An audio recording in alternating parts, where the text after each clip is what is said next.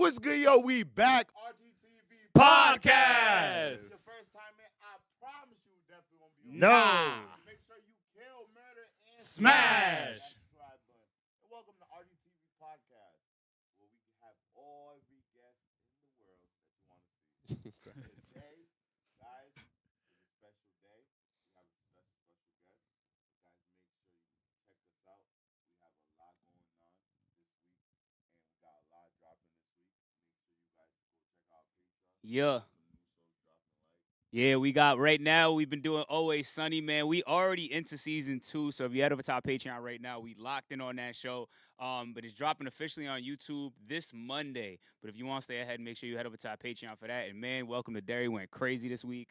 Make sure y'all go check out that reaction right now on our Patreon. We got some new things coming next month too. So you know it's been a lit time on Patreon right now. We just finished off the first volume for Stranger Things, which was crazy. Make sure you guys check out all the reactions for Volume 1. We got Volume 2 coming soon. And we got Fallout Season 2 dropping real soon, man. So make sure you guys got your notification bells ringing as soon as we drop those reactions. And out now on Patreon is Gravity Falls. So you guys are 4 weeks ahead of everybody in the world if you are watching Gravity Falls on Patreon. So make sure you guys tune into that.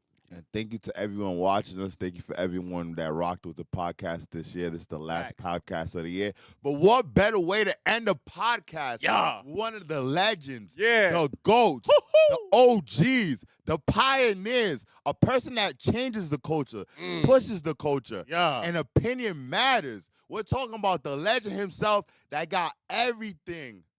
Lightning. We talk about the king of lightning. Yeah. Stop. King of Lightning. King of Lightning.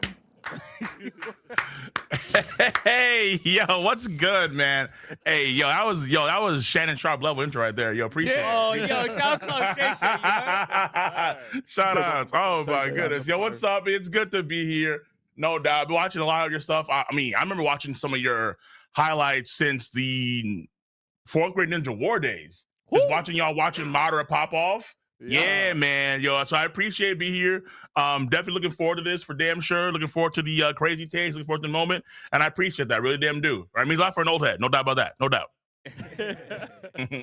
Now, we appreciate you so much spending the time with us because we care about your opinion. We know it matters, and it shapes a lot of things that we've seen and things that we've done. But there's some things we also don't agree with, and some things that we do agree with. Facts. And before Most we get def. into all of that, we definitely want to get to know you and just get to know more information about how you started. So first, if you don't mind, let us know, where are you from?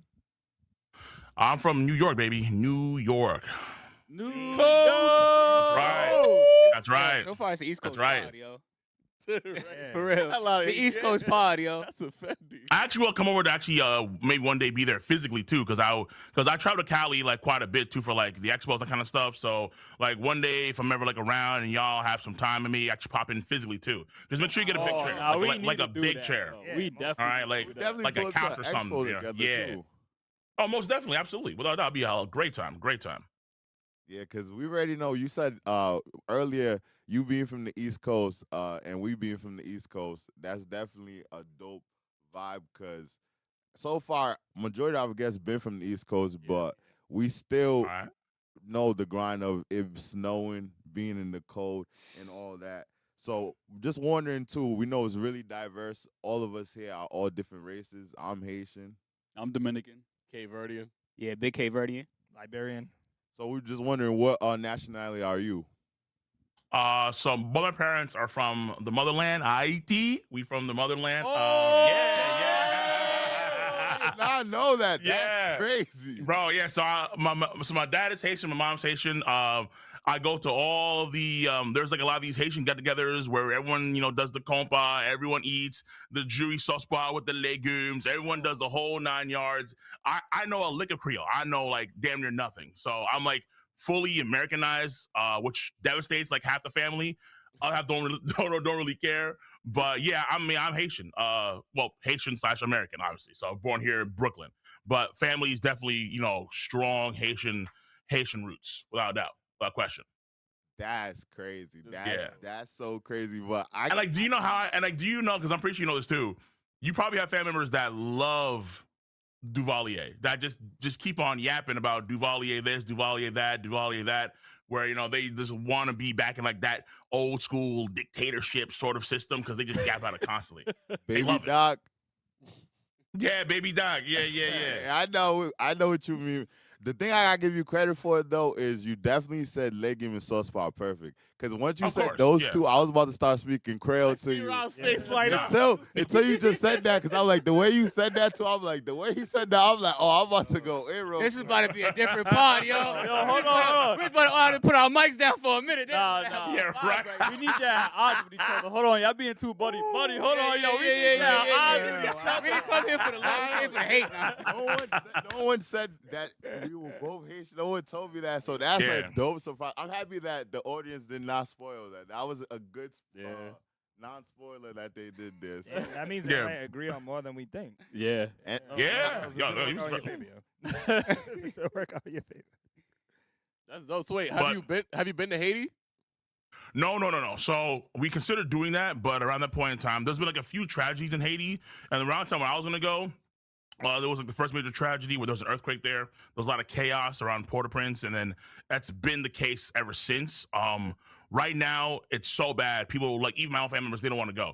Like I have family that actually own property in Haiti, but they're not going back because like the planes, they come in, they get shot at, and it's like it just right now it's just too much chaos over in Haiti.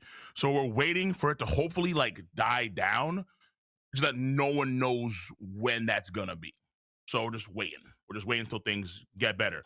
But I mean, right now all the gangs are running Halo with an iron fist. It's crazy. Like you have this sort of forgot his name, but there's like a Haitian gangster called Barbecue. And Barbecue, he's going in right now. They're running so much of that system, is really scary. So again, everyone is backing out. He's all like right, black, ladies, Blackbeard. everyone. He's a real life black. Like Blackbeard is crazy. Blackbeard in real real life. Blackbeard. Like the world has a bounty on him. Literally, like he took. Man, it's cold-blooded, bro. Haiti is One Piece right now, bro. It's Pirate Island, and no Marines going near it. Right? No Marines. But yo, man, we know you've been doing content for a while, man. When did you start getting into anime? Woo. Oh no, I've been anime for a very long time. I remember going back. So before I did my channel, I was a big fan of anime. I would say probably since Pokemon, but I didn't know it was like anime at that point in time. But since Pokemon. Wait, Pokemon. You didn't say Pokemon. Pokemon. You didn't say Pokemon is the most Pokemon. Yeah. anime of his childhood. He did not say that. Right. Relax. Is talking Pokemon about the most childhood, right? iconic anime of your childhood? Yeah, absolutely. What, bro? We already That know. backfired. We already know. Found out. Both of you guys are Yeah. bugging. No, we know. Hold There's on. no way But Pokemon's okay. Back in the day, so I'm gonna talk about like the Heian era, right? Back in the day, right? When we were talking about maybe like 3 or 4 shows off for anime, you had Pokemon, you had Digimon, you had Yu-Gi-Oh, you had like Dragon Ball was like kind of actually like newish around the point in time, and then you had maybe like a Gundam here or there, but whatever, and then you had maybe it was like Beyblade, like, and that was really it. But back in the day, Pokemon was king. Like it was literally king. Like if you went back to I remember the old 2000s movie. Everyone's fearing Y2K this, Y2K that. Pokemon was out there doing the movie. I want to be the very best. Everyone knew the line. Even the teachers knew the line. It was, of course, Pokemon was it. Pokemon was the sauce. People were, in my school, people were stealing Pokemon cards. Like that was like, you had a Pokemon card, you had a Shining Blastoise, a Shining Charizard, your shit was getting jacked. Like, okay, yeah, bet. And then they had to fight some dude for your Pokemon card back. Yeah, Pokemon was real. It was heavy. I like what you did there. I'm talking about the anime, the show, not the cards, not the merch. I mean, That comes with it, bro. That comes with it. Yeah, I'm about to say. Talking about the show. I'm talking about Ass Ketchup. I'm talking about Misty. I'm talking about. He said the intro song. The intro song was a global phenomenon. You're right. It was. That's all he said. He didn't say anything about the show. He didn't say anything about the character He said development. the movie. He didn't say the He relationship. said the movie, the 2000s Okay. Pokemon The movie. 2000 the movie with anime Mewtwo show. and Mew. After that, with the one with Lugia and all the legendary birds, Articuno, Zapdos, Moltres. Like, yeah, these movies were great. Like, they were competing with Harry Potter. It was the only anime at that point in time that was competing with Harry Potter. Every That's movie- anime. That's That's anime, Rob. That's That's an anime. anime. Come on, you're talking about anime movie, but week to week episode. I mean, Rob. I mean, buddy. Like, it's. Where do you think the movie comes from? From the anime. The anime had to be a hit first.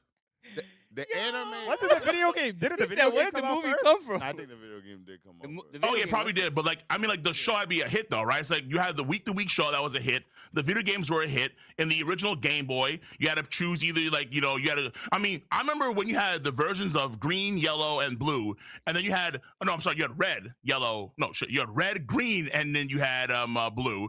Then you had yellow come out later. Then you had the Johto region come out. Like all these games were a hit. Like even though I started watching Pokemon dominated like the early 2000s and the 90s. It dominated. It's just the facts. You have to respect the king. It dominated. Yo, Dominated. Carl's Jr. dominates out here. Oh, No. Yo. Don't Carlos Jr. Pokemon right now. No. Carl's No. Jr. Carlos Jr. is trash. Carl's Jr. I just would know. No, I did. But Carl Jr. What I would mean is it's everywhere. You get what I'm saying? Like it's just like Pokemon. He's saying it was popular. It was everywhere. It was But McDonald's, bro. it was not like a Burger King that's more quality than that. That's not everywhere like a Carl's Jr. And I'm just comparing. Okay, It was wait. like- Burger King is Let me everywhere. land. Let me land. Carl's I get Jr. what is he's not saying. international. Let me land. Carl's though. Jr. is not international. Let me land for him. Oh, there's a lot Okay, to Captain. Sounds like Captain to me. I'm just saying Dragon Ball Z because the whole point is Dragon Ball Z. When you were watching Dragon Ball Z week to week, the impact of that show, you're not telling me that watching Pokemon week to week is as No. impactful. I would say it's a different era because I think Dragon Ball Z became more popular as like you had the Toonami era stuff roll in. Facts. Because I feel like that's when you had Dragon Ball really come to the forefront because you were watching that like every like night whenever you could, and they had the marathons too. Because mind you, it's like Dragon Ball first had the Ocean dub, then they switched over to a more Funimation dub, and they were more consistent with that. So, but so like before all the switch ups, Pokemon, I think, was still like the king. And then once you had like the more like people that were growing up with Pokemon and Yu-Gi-Oh and so on started to move over to Dragon Ball because they started to get into anime. Not again, because I think that's when people started to realize what anime was. Yep. Again, at that point in time in like the 90s, people didn't know that Yu-Gi-Oh or many Pokemon or Digimon were anime. You didn't know. They were just cool cartoons. But you didn't know they were anime until later on. What era? Then perfect. If you split the eras, what era was more impactful to you, or which era did you like more? Oh, I mean, I would say for sure that Toonami era. I would say like when DBZ started coming to the forefront, that's when. That's not the But, whole like- point. I was with him. But yeah, but I was saying, but Pokemon was the king. Yo. So you think- Pokemon wasn't king? That was never my. Because your initial thing was that, so Like, which one? Pokemon wasn't I said, which one? iconic to you in the No, beginning? I said to him, Dragon Ball Z and Pokemon, which one to Joel was more impactful to you overall? Yep. And he literally said Pokemon, and I'm like, I looked at him, I'm like, really, Dragon Ball? Like, and that's why I'm asking. He said, if you Okay, compare the two At eras, the it's Dragon beginning, all Ball. right, because we were talking about before about like how you first get into anime, and I was saying how I first got into anime was through Pokemon, No, I but I agree. was unaware it was anime at that point in time. That's what I'm trying to say. You know, like Pokemon, Digimon, those shows, I didn't know they were anime until much later on. You know what I'm saying? Yeah. So, but I would say that's like an anime.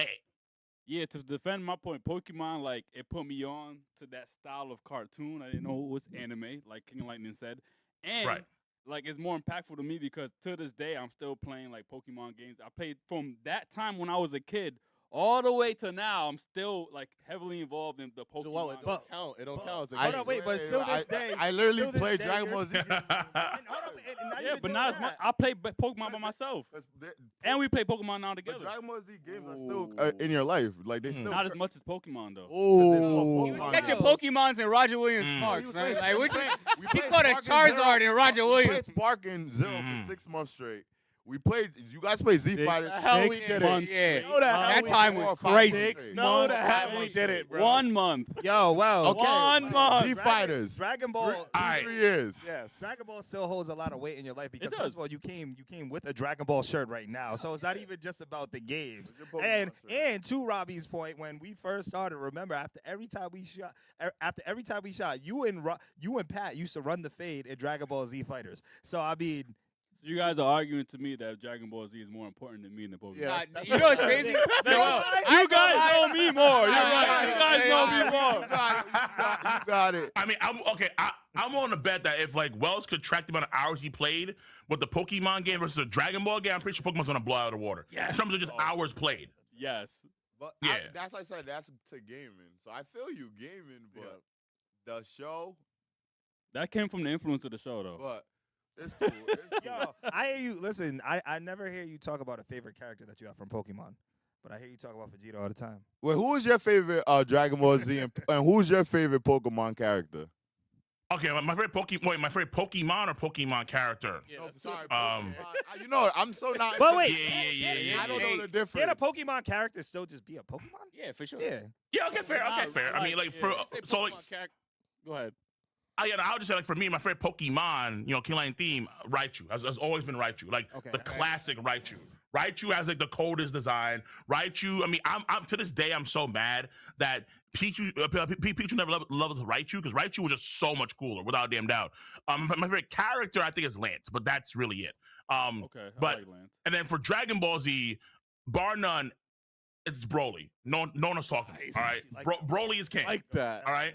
Broly is the one thing. See, this is where I think, when it comes to impact in my life, when I was growing up, the one movie I watched the most by far, outside of Emperor's New Groove, was the legendary Super Saiyan film Broly.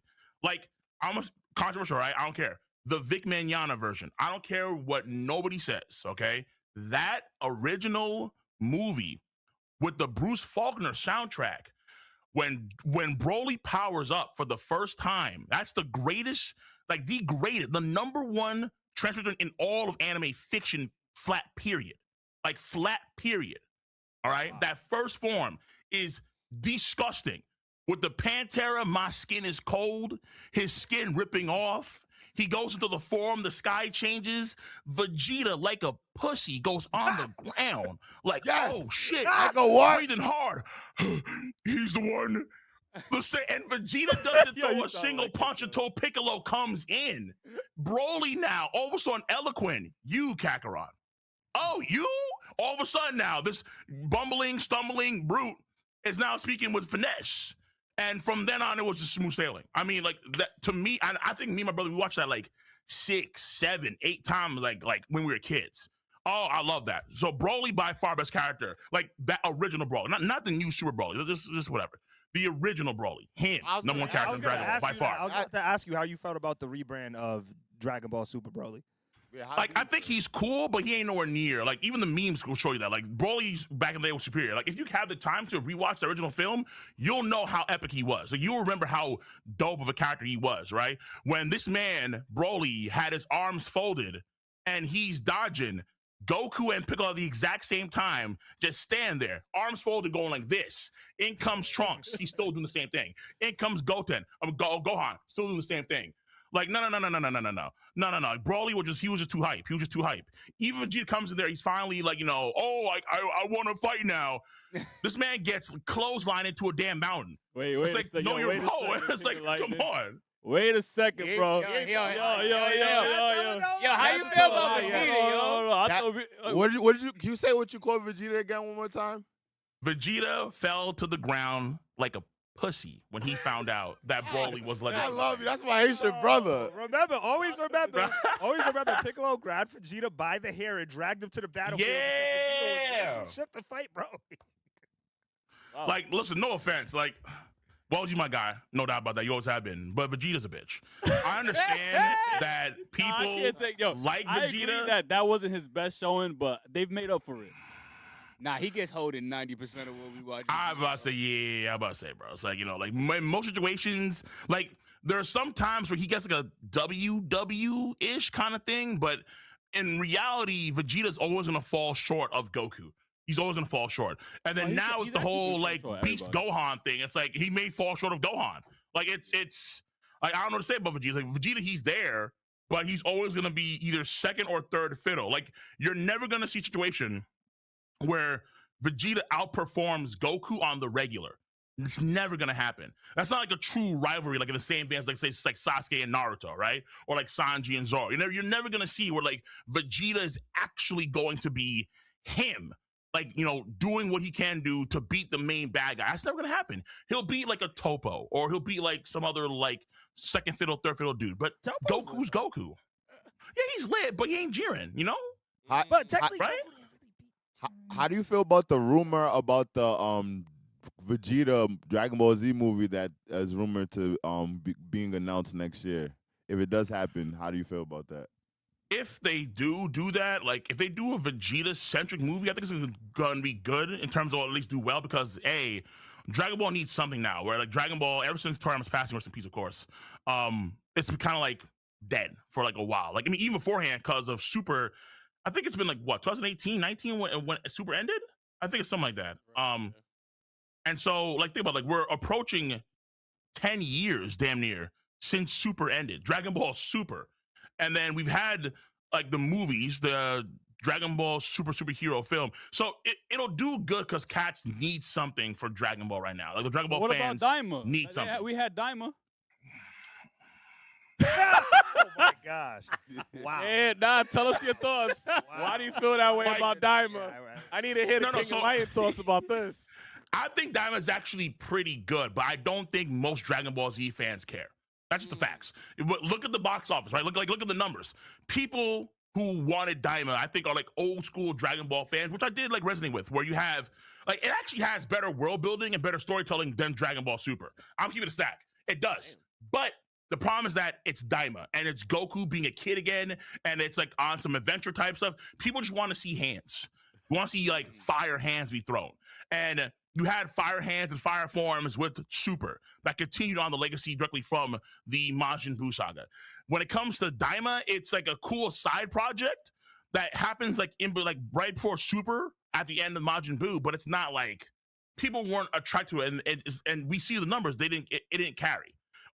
Only when Goku went Super Saiyan 4-ish, wherever that was, when he got like the monkey stuff, only then people started to care. But that was the very, very, very end of Daima. Wait. Don't forget about Super Saiyan 3 Vegeta, bro. We cared there too. Right, chat? Yeah, Yo, was chat, fire. we cared there too, right? Yeah, but Wells, like you see what happens though? It's like Super Saiyan 3 Vegeta comes out. Oh, that's so cool. And then comes to Kakarot. Actually wrong. I Super Saiyan 4. Yeah. There's always Vegeta's never gonna catch up. That's like the horse and the carrot. He's never gonna catch up. Vegeta is gonna always be. He's always gonna be Starscream, never Megatron. Oh my God! Wow. I don't know. I don't know if I can agree. Bumblebee, bro. I don't know if I could agree with that. Starscream is kind of disrespectful to call Vegeta. Yeah. Look at the facts, man. The fact you can do all the fan animations you want to. You can have. Remember that one fan animation where it's like alternate timeline, martial arts tournament, in comes Prince Vegeta, Broly's fight against Chi-Chi. Like it was a cool fan animation that's on YouTube, but that's just the fans. I mean, just keep it a stack. Like when Japan industry, Vegeta getting that love. Yeah, Bro, they said Yeah, they say, yo, for your character to get love, you better go draw that shit. You do it yourself. Starscream. That's Starscream, dude. I do have a problem with Vegeta getting hold all the time, but that's why I would say that I think Bakugo is the Vegeta done better. I think that's why I said that, especially in the most recent My Hero Academia episodes. So those been fire. Yeah, he's that character archetype done the best, I feel like. I have a question. Bakugo was very good. Yeah, go ahead, shoot. By all means. So when you actually the next stage of you watch anime when you was conscious of the fact that it's anime, what were the main primary shows that got you like fixated with this new genre that you found? So now we're talking about like the mid 2000s. Like I was kind of going to Barnes and Nobles and buying like Naruto books. Like when they had the first like the before the time skip. Buying the what's it called? The Force of Death arc volumes in Barnes and Nobles where they were there physically. But I would say around the point in time, the shows that really shaped me were early Naruto, of course, Dragon Ball Z. It's gonna be Rurouni Kenshin. That one's goated forever. Yu Yu Hakusho, the best anime, the best, the number one. With the best main character, Yusuke Urameshi. It's just facts.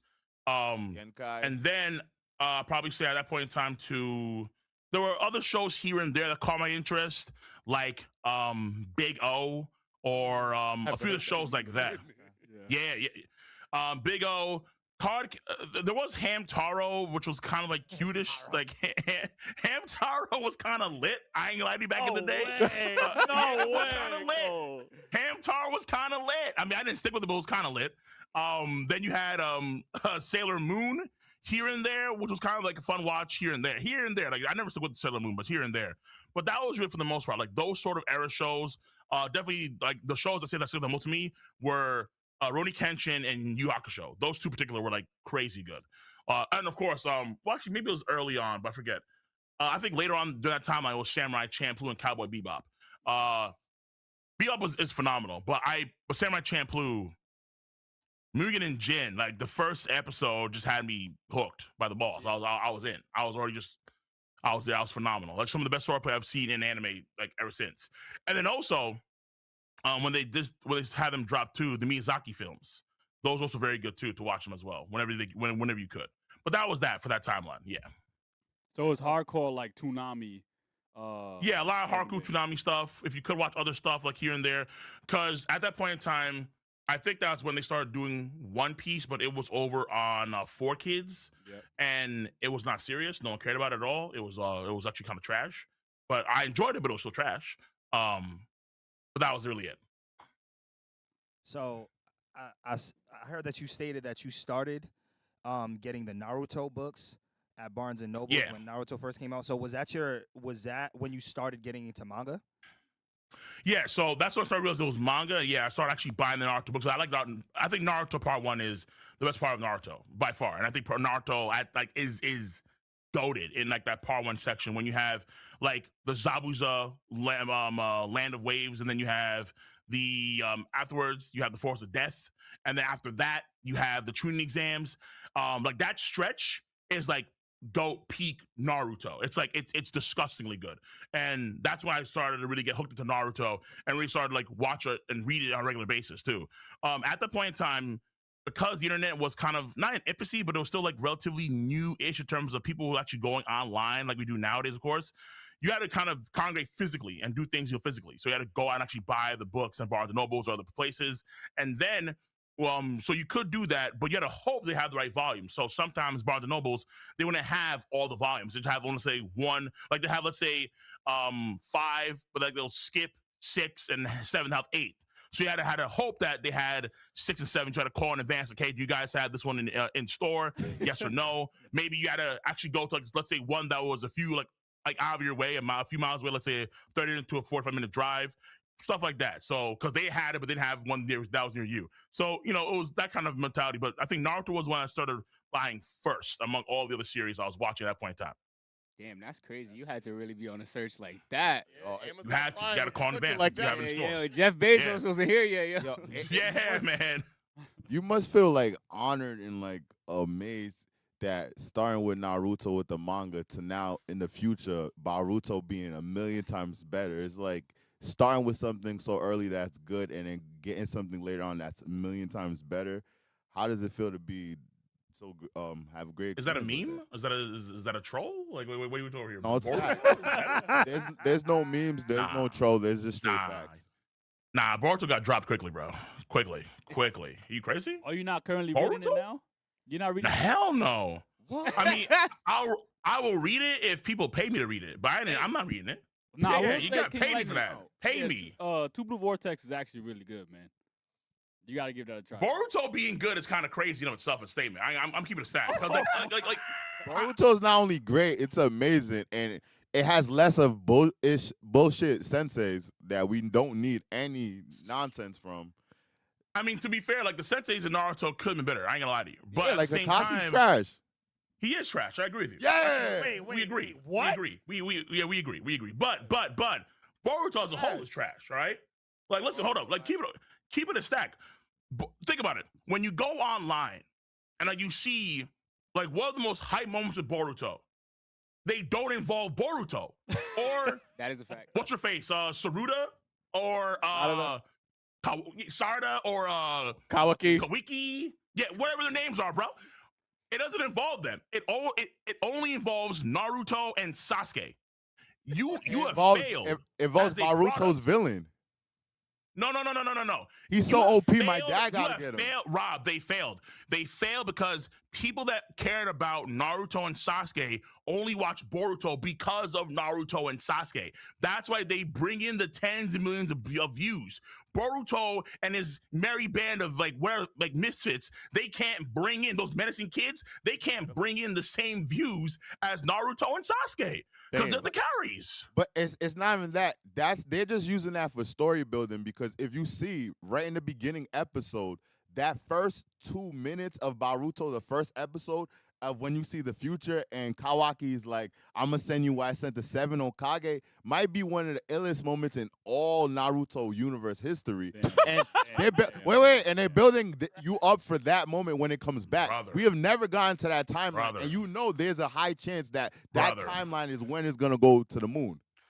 I mean, that could be all the case, but the problem is that, number one, what you just said there is factually correct. Obviously, every moment tuning exams has been iller than everything in Boruto by far and away. Nothing in Boruto, I bet, is even on the same level as Rock Lee versus Gaara. I bet you $1 million that most fans just say, hey, yo, give me a Boruto moment, a hype one, versus Gaara versus Rock Lee. What's hype, what's better? Rock Lee versus Gaara is clear. Boruto in it, right? You're saying? Like Boruto and Kawaki and Sarda and what's the other guy's name? The Orochimaru Spawn kid. What's his name? Was it The little kid. Mitsuki or something like that? Something like that. Yeah. Yo, y'all barely even know. Y'all barely even know. Well, like the majority of us didn't know. You got it.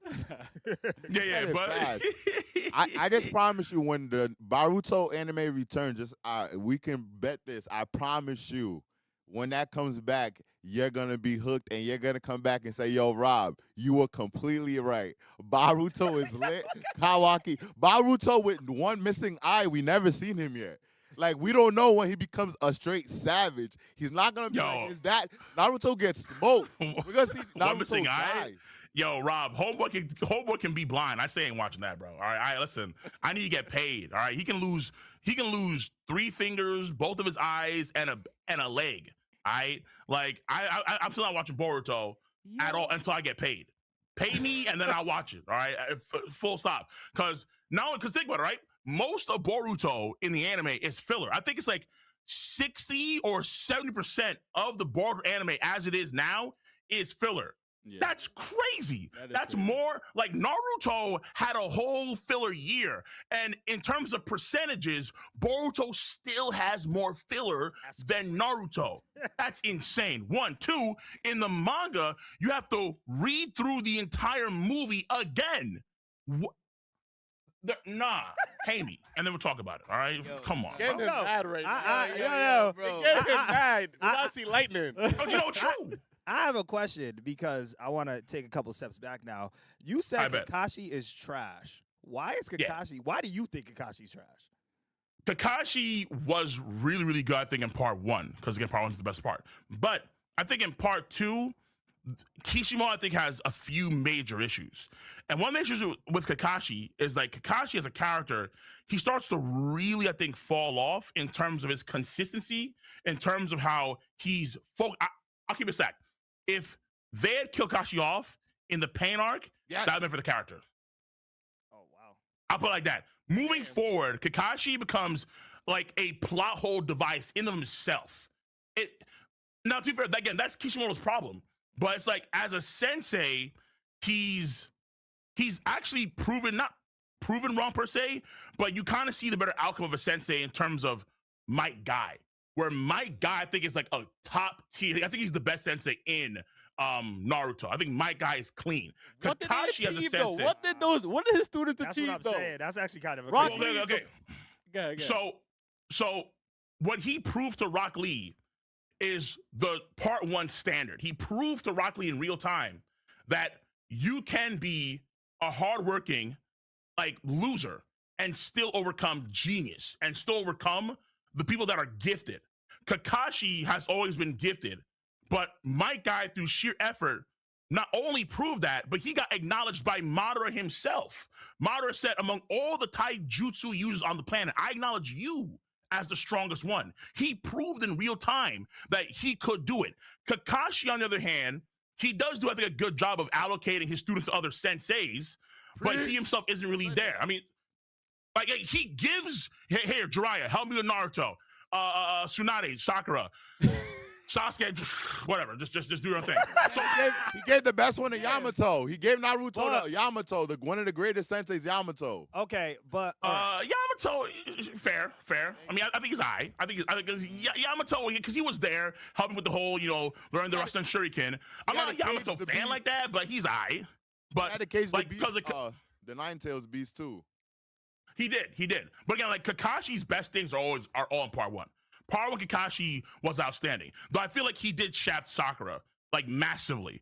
But to be fair, that's Kishimoto doing that. So Kishimoto shafted Sakura massively. But in part two, and then also, mind you, that's just being a sensei. As a character himself, the plot hole of like this man Obito somehow giving him a Mangekyo Sharingan at the very end of the story, he comes out on the same level as Sasuke and Naruto, who have god powers, and he has his own Susanoo Mangekyo Sharingan bullshit. It's like, wait a minute, hold up. And then mind you, throughout the entire 4th grade ninja war, like in the previous arc, in the Hokage Summit arc, man used Sharingan one time. And he's stumbling, like, oh my God, wow, I can't do that. He's spamming Mangekyo Sharingans in the 4th grade ninja war. No stamina issues, nothing. So Kishimoto is writing these plot holes on the characters 2, 3 times, 4 times over. And it's just frustrating because you see it in real time, like, dude, like Kishimoto, how could you possibly keep on losing to Kakashi? It only makes him look worse. Okay, so 2 things, because I want to speak to Kakashi as a sensei, right? And Guy as a sensei, right? Because Guy is still great. You brought up a very valid point with him getting acknowledged by Madara for having the strongest taijutsu. But let's be real, like, Guy Sensei produced the biggest draft bust in all of anime history with Rock Lee. That's a fact, right? Rocky does suck. That's true. And I could say that even though you said, yes, Kakashi has passed on his students to other senseis, Kakashi still produced, like, even though it's a plot line, you know what I'm saying? Kakashi still produced the best team within the Naruto series. Even with him, because I thought, like, him teaching Sasuke Chidori in that moment when he fought Gaara, I thought that was gas. You know what I'm saying? Yeah, And I agree. And that's one of the most iconic moves, if not Sasuke's most iconic move within the whole series. So where he took it and did his own version to it. And as far as, okay, this one's going to be kind of biased, but as far as you saying him spamming the Mangekyo Sharingan, it's like, I think it's just heat of the moment to where it's like Great Ninja War, like we're just fighting and then we get to that. Nah, you know but think about what Kakashi you killing me, bro. Come on, you killing me. No, I love you guys, but come on, there ain't no way you gotta to say remember, that. he taught Naruto Rasen Shuriken, and he taught Naruto about the Shadow Clones that they learned. You could train with a bunch of them to learn a technique a lot quicker. That's some clutch up. So like that. So that's where like him and Yamato, because Yamato got share part in that too, obviously, right? But it also like the shuriken thing, he kind of like figured out based on what Kashi told him about how like, you can't necessarily put the elements in there like that with your Rasengan, but then he figured out actually to do it based on what he said, which is pretty cool. But I mean, if I circle back to Kashi, let's say being a sensei, like I do agree that. Well, actually, my guy. Rock Lee does suck, correct. Neji dies. 10-10's like, where you at? I agree with you. But remember, this man, he was trying to embed into Rock Lee the ideal that your hard work is not in vain. And he proved it to him. The ultimate lesson of the sensei validated himself in front of the ultimate foe, Maru Uchiha. So what he was like literally raised on, he validated in real time. And I think one of the biggest problems too, let's say, the teams as a whole, a lot of the credit that we have for Team 7 and Naruto can't be given to Kakashi per se. It has to be given to other people, other teachers. It has to be given to Jiraiya. Thank you. It has to be given to Tsunade. It has to be given to like maybe like a Orochimaru in a weird roundabout way. But also, there's also another problem on top of that. And that's the fact that Naruto and Sasuke are children of destiny. Naruto and Sasuke were destined to be as great as they were. They were like literally foretold to be the ones to either could destroy the world or save the world. And a lot of what happens with like Kurama becoming friends with Naruto, or like Sasuke awakening a lot of the old Uchiha stuff with the tablet and meeting the other Hokages, a lot of these things are foretold in destiny. So it's like it does also take away a lot of Kakashi's tutelage over that team. You can't do that. Yeah. My guy is 1 for 3. He's 1 for 3. He's barely won. And he's barely won. Yeah, Barely it's won. like 10-10 who? Wait, Like, let's be real. But that one was built on part 1 of Naruto. Even Naruto used to abide by that. He no longer did in part 2. But that core lesson of the entirety of part 1, he validates that right in front of Rock Lee. Rock Lee, who again, he sucks. He ain't good. The man wanted to be on par with Sasuke and Naruto. Lol, you see the beginning, the end of the story? It ain't happened, not even close. They smoke him. But the fact that the fact that he saw the pathway to being on at least the same level as my guy through my guy going 8th gate, that pathway, that literal road that he made for him is gonna make, and probably did make, Rock Lee a much better person and a greater student overall. That's the point. It's like, my guy is that good for Rock Lee. Yes, Nenji, I get it. Tenten, I get it. But Rock Lee benefits from that chat of a sensei. My guy's insane. Yeah, but to be honest, I don't think he's a better sensei, only because what he taught Rock Lee was to sacrifice his entire future and life to compete with these guys, and therefore Rock Lee ended up being trash because of that. He taught Rock you Lee, feel me? He taught Rock Lee to crash out, and Rock Lee became injury prone. Yeah. That's what he taught Rock Lee. Whereas Kishimoto forgot. You said what? Rock Lee was trash because Kishimoto just forgot. That's why Rock Lee. Nah. That's keep it sad. Dress small, please. Let me tell you something. And you even say, like, I still think we can't take away that credit from Kakashi, because Kakashi still plays a significant role in the progression of Naruto and Sasuke. At least I can say Naruto and Sasuke. Sakura, somewhat. You know what I'm saying? But, like, he's taught, the fact that he was still teaching Naruto and Naruto Shippuden does hold weight. I'm not saying there's a whole weight. What I'm saying is that weight, I don't think is as valuable as someone like my guys. Where my guys think is way more substantial weight. Because again, like, you have someone who, it is what it is. Naruto and Sasuke are kind of validated to be geniuses in themselves. Even though for Naruto's more ironic, but this man has Indra's soul, essentially. So it's like, so clearly he's going to wind up being just as good as, is Indra Ashura? One of the two souls. He has Ashura's soul. So obviously, again, in terms of his lineage, where he has the father who's the 4th Hokage, in terms of his inheritance, he has the giant tails fox. He has the soul of Ashura, one of the sons of Homura. And in terms of prophecy, foretold to have all the tail beasts as friends and things like that. Naruto is basically like a child of destiny. Like, he might as well be Jesus. And then you have Sasuke, who's like Jesus' peer, right? He's going to be like someone's going to want to be on the same playing field, has crazy Rinnegan powers, so on and so forth, and was already gifted. And he has Indra's soul. So it's like, again, I'm not saying that it's not there in terms of his way as a sensei, but all these things do mitigate that, because the road to Naruto and Sasuke being what they are was kind of already set in many respects. But for Rock Lee, that wasn't the case. And my guy sets up for the future for him when he proves that it can be done. He proves in real time that he, who was in the same spot as Rock Lee, can compete with gods. Which is like kind of similar to, say, Black Star and Soul Eater. Like, they validate that idea of that insanity mindset, being able to be on that level through just sheer hard work. No destiny, no souls of Indra, Ashura, none of that. Just pure, simple, hard work can get you on that level. By the way, I can't stand Black Star, but that's random. That's neither here nor there. But I just want to say Asuma's a better sensei than yes, that's a fact. If we keep it in a beam, that's a fact. Asuma's a better sensei, bro. He's a fact. That's a fact. I mean, that's a fact. I would say it's funny, Pat, right here, team because I was thinking that the whole time. Yeah. For a team as a whole, yeah, but that's what I'm saying. It's like for an individual basis, I think that Rock Lee and my guy, because it's my guy about how good he was, essentially, for paving that road. But I feel though, like, Asuma, I think is also a very good sensei too. But she's probably better than Kakashi too.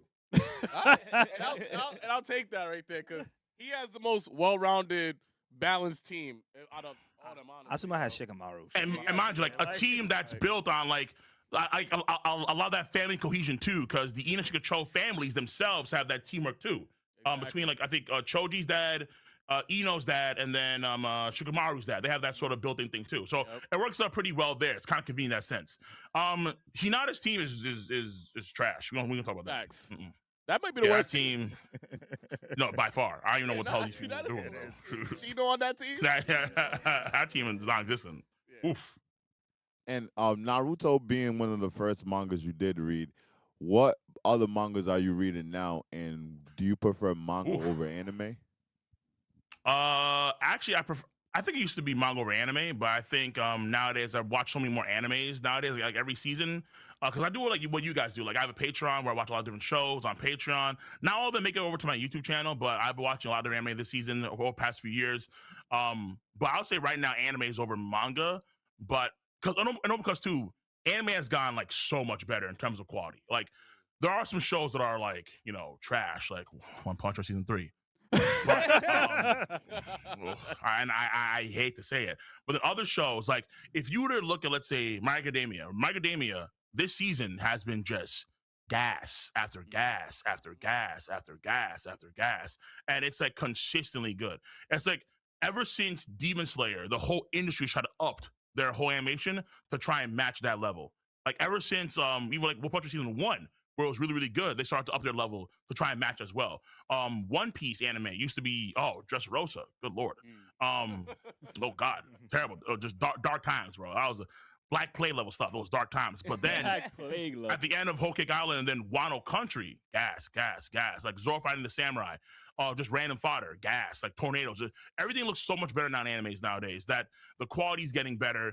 And not just through anime, but also through like the Chinese ones too, like the Dohua. Those are getting very, very good too.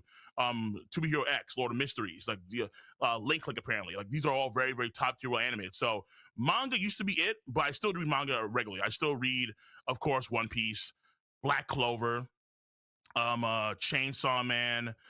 Right now you have the JJK sequel, Medulo. I'm reading that too. For the time being, like it's those 4 things like of Kingdom, which I think is phenomenal. You have to read Kingdom for sure, without doubt. Kingdom, I'm reading that as well. Very, very, the anime is not that great, but the manga is just phenomenal. The manga is incredible. You have the Record of Ragnarok, the sort of like gods versus humanity in a tournament style competition that's happening too. I'm reading that as well. Vinland Saga, I'm reading, but I'm probably gonna go back and read the entire thing again on stream at some point soon. Berserk has been tricky. Ever since Miura passed away, it's been tricky with Berserk. I'm not too sure where to go Berserk. Because I'm very conflicted with Berserk right now. I'm very conflicted because I love it, but after Miura's passing, the story's kind of changed in a major way, and I'm like, I don't know if I want to stick by it. So I'm kind of conflicted with Berserk. But those are stories I'm reading right now for the most part, predominantly speaking. I won't lie, we read a little bit of Berserk, and that was a crazy watch, yo. It was Berserk. Yeah, I mean a crazy read. it was Berserk for sure. And yo, somebody on our Patreon called One Punch Man season 2 Frame Man, and that shit sent me, bro. I was like, yo, this is Yeah, we're gonna ask you when we get back what new animes you watching and stuff, because there's so much new animes that are out going on. And I gave a take that I think My Hero is the Big Sean of rap. But before we get into all that, of anime. Before we get into that of anime, rap. Okay, hold up. Explain that of anime. Yeah. But before we get into that, we're gonna read some super chats, and then guys, after we read these super chats, we'll read them again at 3 p.m. Yeah. So, yo, shout out to everybody that's been sending in them super chats. If you watch it right now, if you locked in with us, make sure you like this video up, man. Keep pushing this video to more people, man. And our first one we got today is Toshin Ryzen. Donated and said, shout out to Cole, the GO of anime and manga reactions. Put these boys onto ORB anime. Yeah, Orb anime. Also, shout out to Kingdom Manga, top 10 in sales once again. Okay. Facts. Kingdom is so good. We got Ezekiel donated and said, we need to address the iconic fairy tale rant. Trash ass show. Let me tell you something. We gonna put respect on fairy tale. I'm sick of this. Nah, we're not. We're not. Nah, we gonna put respect on Jerry, say it with your chest, bro. We gonna put respect on. Yo, you know I've been holding my tongue for a long. We gonna put respect on fairy tale, all right? The power of friendship is real and it's in every anime. Cry me a river, build me a bridge, get over it. Come on, man. What is we talking about? Hey, King of Lightning, what's your thoughts on fairy tale? Yeah, I hate to know. Trash. Trash. I don't believe Actual fairy tale back in the day, Heian era, like 2013, 2014. I had a live stream with a few of the guys from that era. We're talking about like Uber Akari. I think I had like a few guys in that era, right? Basically, and I watched it live on stream. And man, I dropped it right there. It was the chapter when this nigga Sting went on his knees like a bitch after getting hyped up to be the antithesis of like Natsu and all them boys. He just saw this fairy tale posse, like I think it was Gaji or all these other characters, like the water, like the wet girl, whatever her name was. It was all of them lined up in a row, and he went on his knees. And right there and there, I was because you wasted my time. I look like a damn fool. I look like a damn fool, bro. All right, like I wasted my time. I was wrong. To this day, I have to apologize to the Hitman Reborn fans back in the day, because I remember I had a stream with my boy Joten on Skype back in like 2012 or 13 when I said that Fairy Tail is better than Hitman Reborn. To this day, I have to apologize for that, because I admit I was wrong. I was dead wrong, because Fairy Tail was such shit. Let me explain something to you. He hopped on a knee because he knew he was gonna get dog walked, but that's a conversation for another day. But yeah, no. They were he was gonna get dog walked. They had no power, no stamina. I remember that one girl, walked. Like that one emo girl was like the one like Japanese like real girl, where then when she was hyping him up like crazy, and then Sting saw this weekend like literally like for the pickings. He could have wiped them all out on a knee.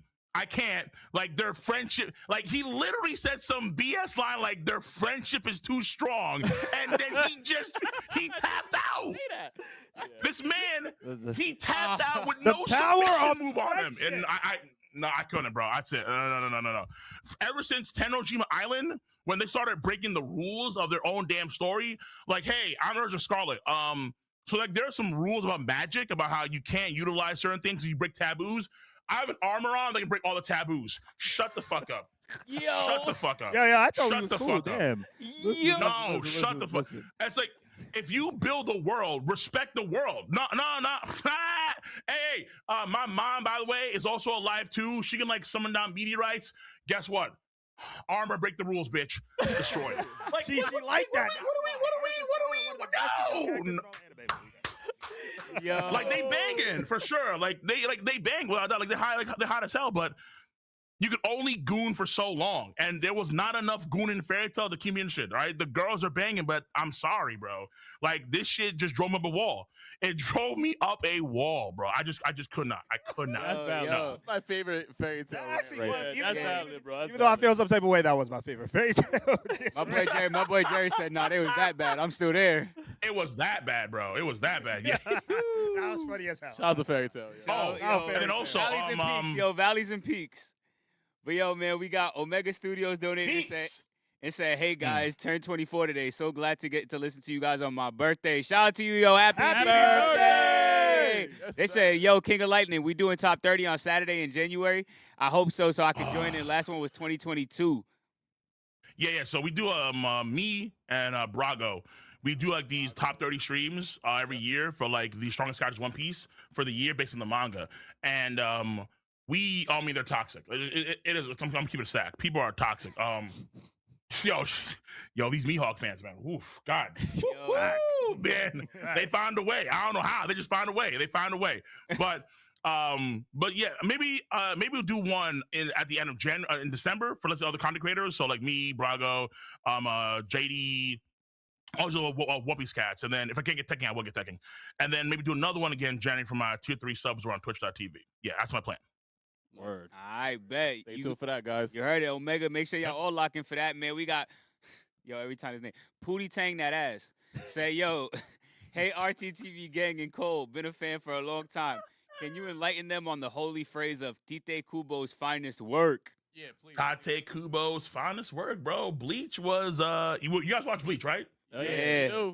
Yeah. Just make sure, because Kubo, man, oh man, Kubo was sucking major dick during that Fullbring arc. But after that, definitely was 100%. But after that, Kubo in this final arc is spin. And honestly, like, Kubo's one of the few guys I think I respect, because, like, Kubo was able to take what was the final arc in Bleach that started really good in the manga and then became like really convoluted and weird as hell in the manga coming in, and it kind of sucked.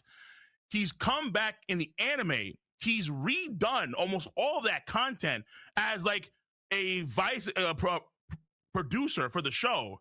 And then they took this year off to make it even better, add more content compared to the manga from the anime.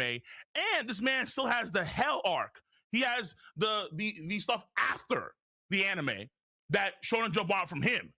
So it's like Kubo has set himself, and he has Burn the Witch too, which is a side story that takes place in London in the same universe. Soul Society West Branch. So Kubo has he has like the literal foundation for the future where if he wants to do more content, he can. He has like movies, a whole new probably like a sequel anime, manga. He has that foundation set. The man, he's masterful with it. He's masterful at this point in time. Kubo's he's outstanding. Thank you. I love that right there. Some people don't put enough respect on Bleach. Listen, I love to hear Bleach that. is fire, bro. It's fire. Facts. Bleach is cool. Where you feel like so amongst the big three, where would it rank? I just want to know. Oh, last for sure. Okay. Oh, okay. See, That's what I mean, you it got is. sense, Just man. saying the same thing, then. Yeah, I mean, like, I don't hate Bleach, but it's just, yeah, it's just not like- One Piece and Naruto. So like the big three is just that's a Western thing, right? Like in Japan, there's only the big one. That's One Piece. All right, so that's it. One Piece is king. Ichiro Oda is like almost like a god over there. It's crazy. Like this man makes moves. Like he walks, and then people think he walks on water, right? Like he swims through land. It's crazy. They have statues of One Piece characters in different prefectures of Japan. Like Chopper's in one area, Sanji's in another area, Zoro's in the area, Robin's in the area. They have that kind of like love for One Piece over there. Like most of the volume sales of One Piece are predominantly coming from Japan. So like abroad, you have the big three, quote unquote. And abroad, One Piece was kind of like last for a long period of time, but now it's kind of like first-ish because the other two are gone. But in Japan, it's always been the big one, One Piece, by far and away. Those kind of fall in line. Nice. We got Short Red donated and said, "Yo, Cole, it's Nick. I didn't know you was Creole like me, brother. Tell him that story when we shot that Chopper doll. For me, it should have been Luffy." Shots to my boy Nick. Nick is one of the boys in Cali. I've known for a long time.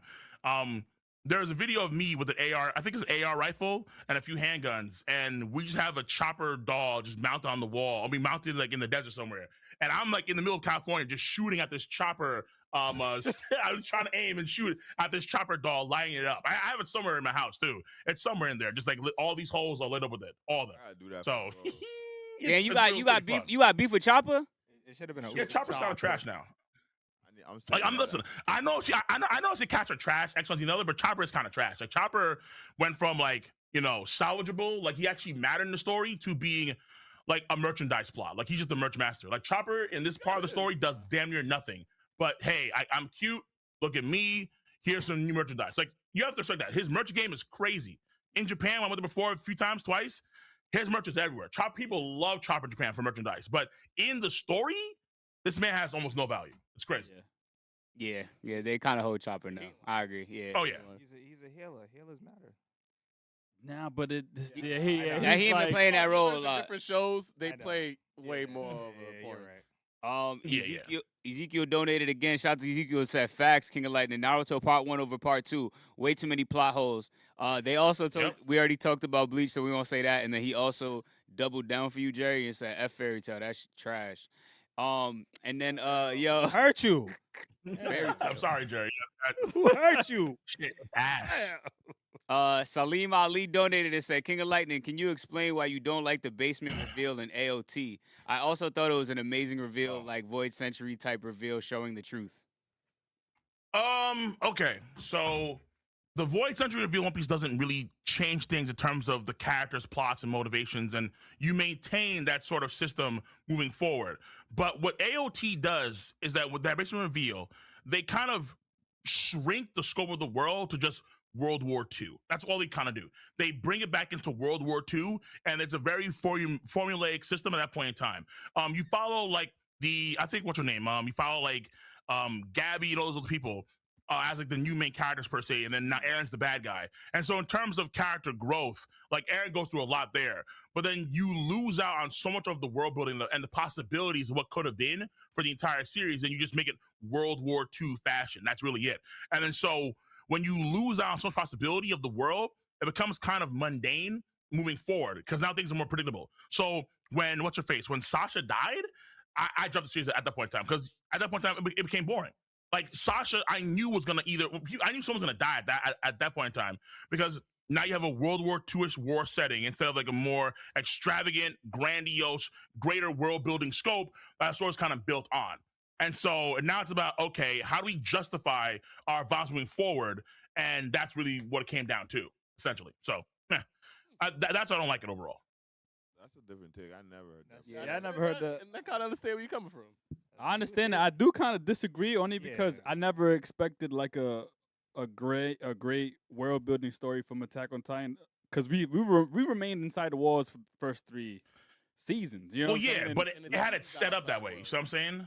Because remember like the books that they read about, you know, the world, how things came to be with the Titans, how the Titans themselves were very mysterious and unusual, with how you had, you know, this sort of faction outside with Reiner and Berholt, whatever his name is, the big Costa Titan too. Yeah. How do you say his name? You have that sort of faction that's kind of mysterious, that's kind of working at the behest of the Titans per se, even though they're humans like a judgment in the time. So there's all different things that are very nice in terms of the plot threads, and it just boils down to, again, a World War II setting. It's kind of like if you've ever seen the original FMA, at the end of FMA, the original one, not the Brotherhood, the original one, and then Ed kind of gets teleported into World War II Earth. It's kind of like that.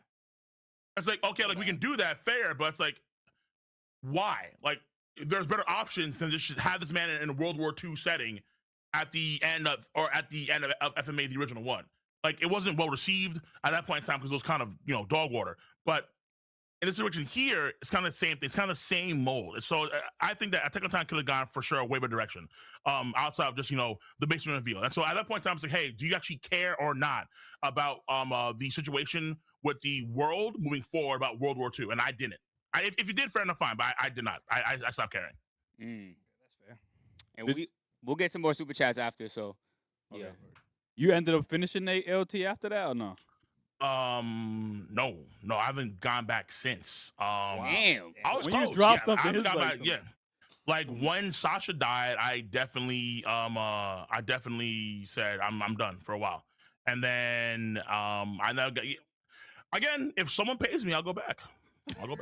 Yeah, I heard it. Yo, I ain't gonna lie, yo. My boy got it. It's an ad right now. He told people, yo, new Patreon tier. Pay me to read that Boruto, yo. Comes out, I promise. Yeah, pay me Boruto, I'll read Boruto. Pay me take time, without a doubt. Now, when the anime comes out, I promise you they will. But what is some new current animes that you're checking out that you're vibing with right now? I'll say from the 2020s. Okay, so from the 2020s. Ooh, okay, so. There are a few. I mean, I would say like right now, there's actually a few good animes that are out, and but they're like kind of like under the radar. So if we, of course, ignore like the horrible, One Punch Season 3, if you are into, there's a show out right now called Sanda that talks about like various things about youth and childhood and how dangerous it could be, and how, like, you know, kids are kind of like mongrels, but then you have like the main character who can like transform into Santa Claus, and how like being Santa Claus means like you're able to be a respectable adult, but you have to grant kids wishes. Like there's a whole, I would say watch Santa. It's a pretty good show this season right now. There's also another show for anyone that likes Kamen Rider. There's a show called Toji Wants to Be Kamen Rider. It's actually a really, really, really funny show, action-packed show too. Over the top. I love for like the old school, like Sentai sort of action. I would say that's a very, very good show. In terms of the do you want like this year, or do you want like other years out of curiosity? Yeah, I mean, other seasons. Huh? You could do this year too. Okay, so I think for this year too, you want to check out if you have you watch Gacha Kuda? Yeah, hell yeah. Yeah. Okay, so then you know, right? Gacha Kuda be some straight heat. Sakamoto Days, you watch that too? Yeah, hell yeah. Yeah. Okay, yeah. So y'all saw that, yeah. Because I'm trying to figure out what about Kaiju number 8? Yes, sir. Kafka. Yes, sir. Okay, Kaiju. Yeah. Hibino Kafka. Okay. Kafka. Do you want? Okay, do you go out of the box for certain? Like, do you want just hands, or can you handle like some romance? I don't think we've watched. We've never We never watched. watched, like, a Romance was together. Oshinoko. Oshinoko. Okay. Was the last Yeah. one. Oshinoko is fair, but romance it's there, but it's not like heavy romance. If you want like well-to-do solid romance, not like a rom-com per se, but actual romance, then you probably want to watch The Fragrant Flower Blooms with Dignity. It's actually a very good romance. Very good romance that talks about like you have a kid that's kind of like almost like a punkish kid who is in love with a girl who is like in the school next door, where like they're like more of a prep school. They don't like the kids from their school. And then you have this very, very good interaction with her and him as they, try to work things out with each other romantically, even though their schools don't like each other. And it's very mature of going about it, even though it's like a high school-ish setting. So I would say watch that one for sure. If you want rom-coms, I would check out My Dress Up Darling. That's actually a pretty good rom-com. It's actually pretty funny. Pretty good in terms of the animation, in terms of how they tackle a lot of the romantic feelings between the main characters. Also do cosplay stuff too, which I think people like a lot. Like, I don't know if you do cosplay, but a lot of people like cosplaying, and then they definitely dive onto that pretty for rom-coms pretty well. So I would say check out those. But if you want just hands, have you seen Windbreaker? Of course. Yeah. Just hands. Okay.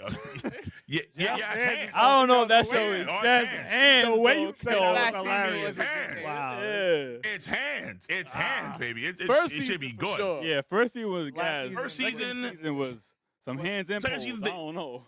They did taper off a little bit, but I mean, it's still hey,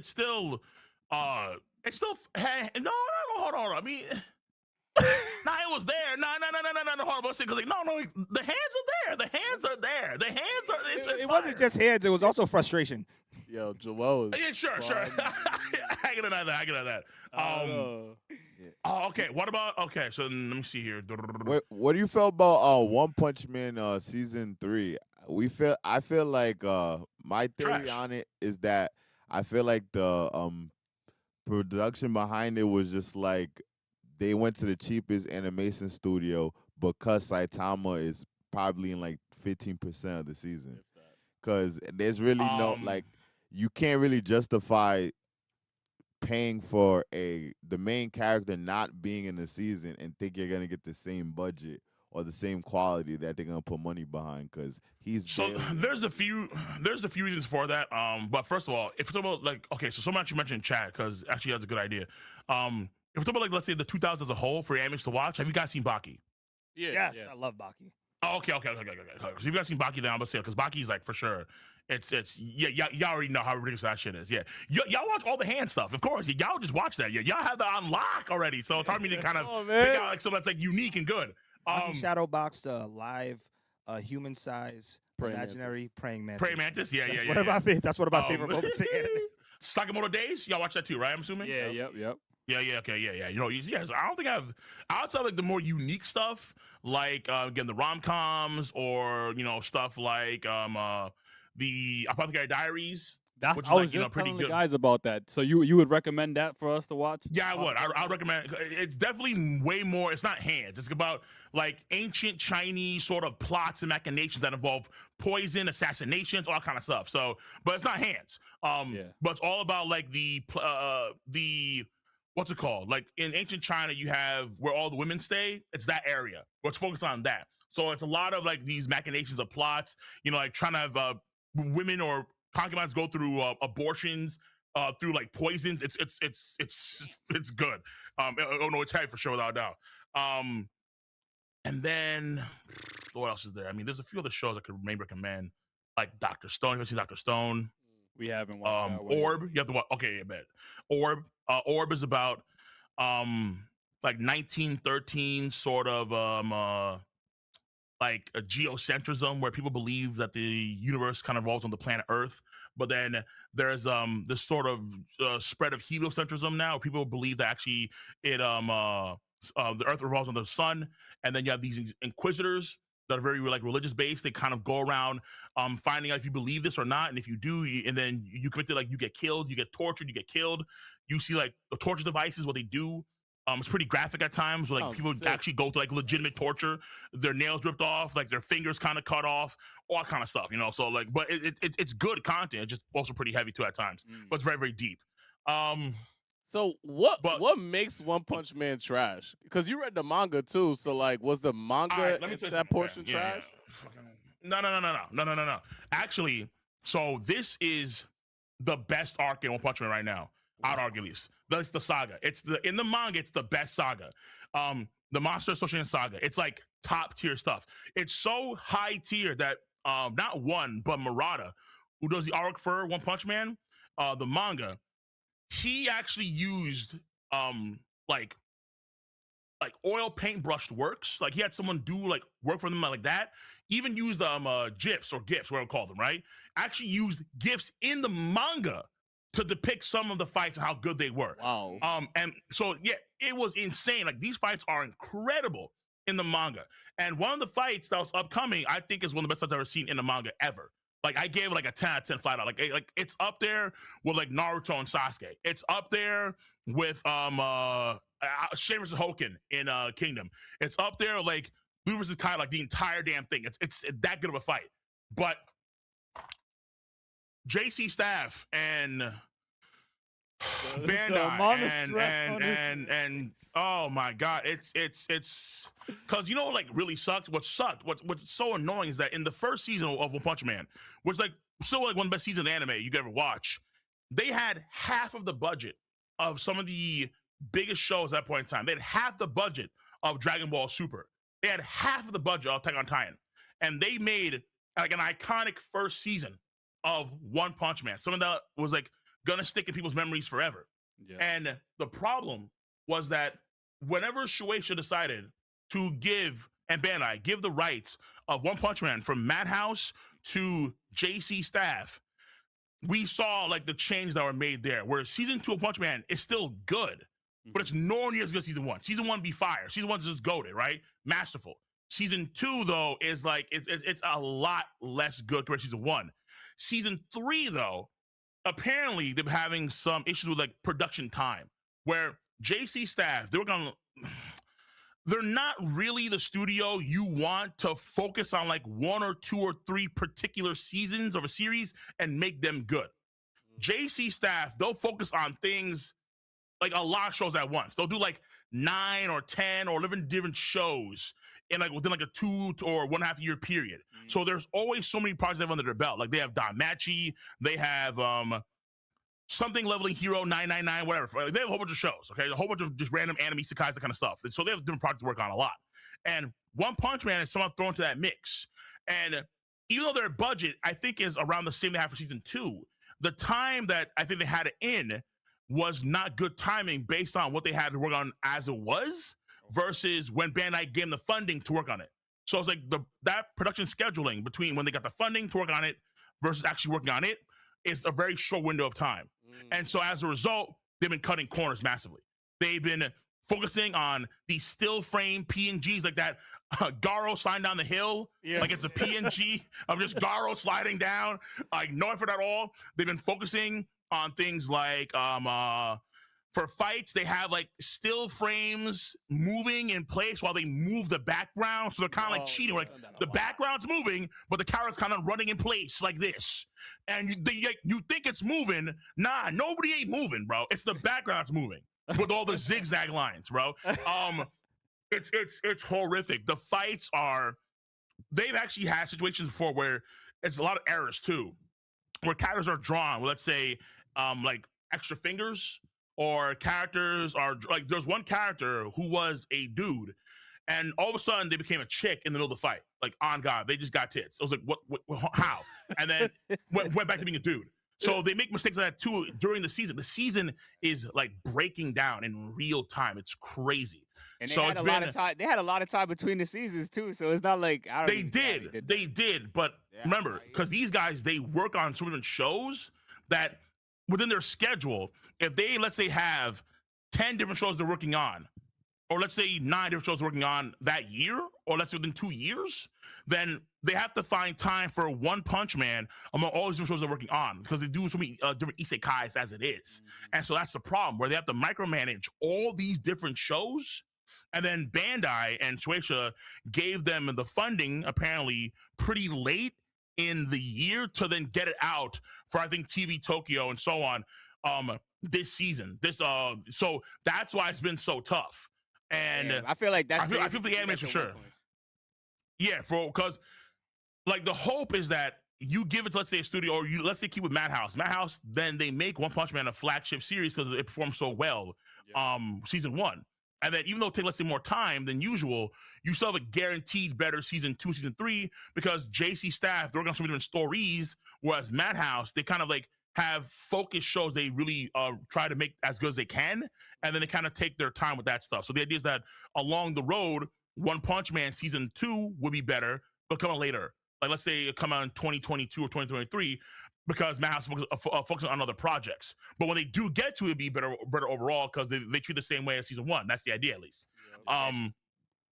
Yeah. So that's been the issue overall with One Punch Man, as far as I understand it. And it's tragic, because some of these fights that are upcoming are, like, again, some of the best fights I've ever read in a manga. Like, where, like, these characters, like, the way Murata draws these fights is incredible. And again, using like GIFs or GIFs to make the fight better in the manga, that's like dedication. That's dedication to the craft. And it's just dog shit in the anime. It's like, brother, like, what? Yeah, like, I don't even know how you recover. I don't know how you recover. It's sad.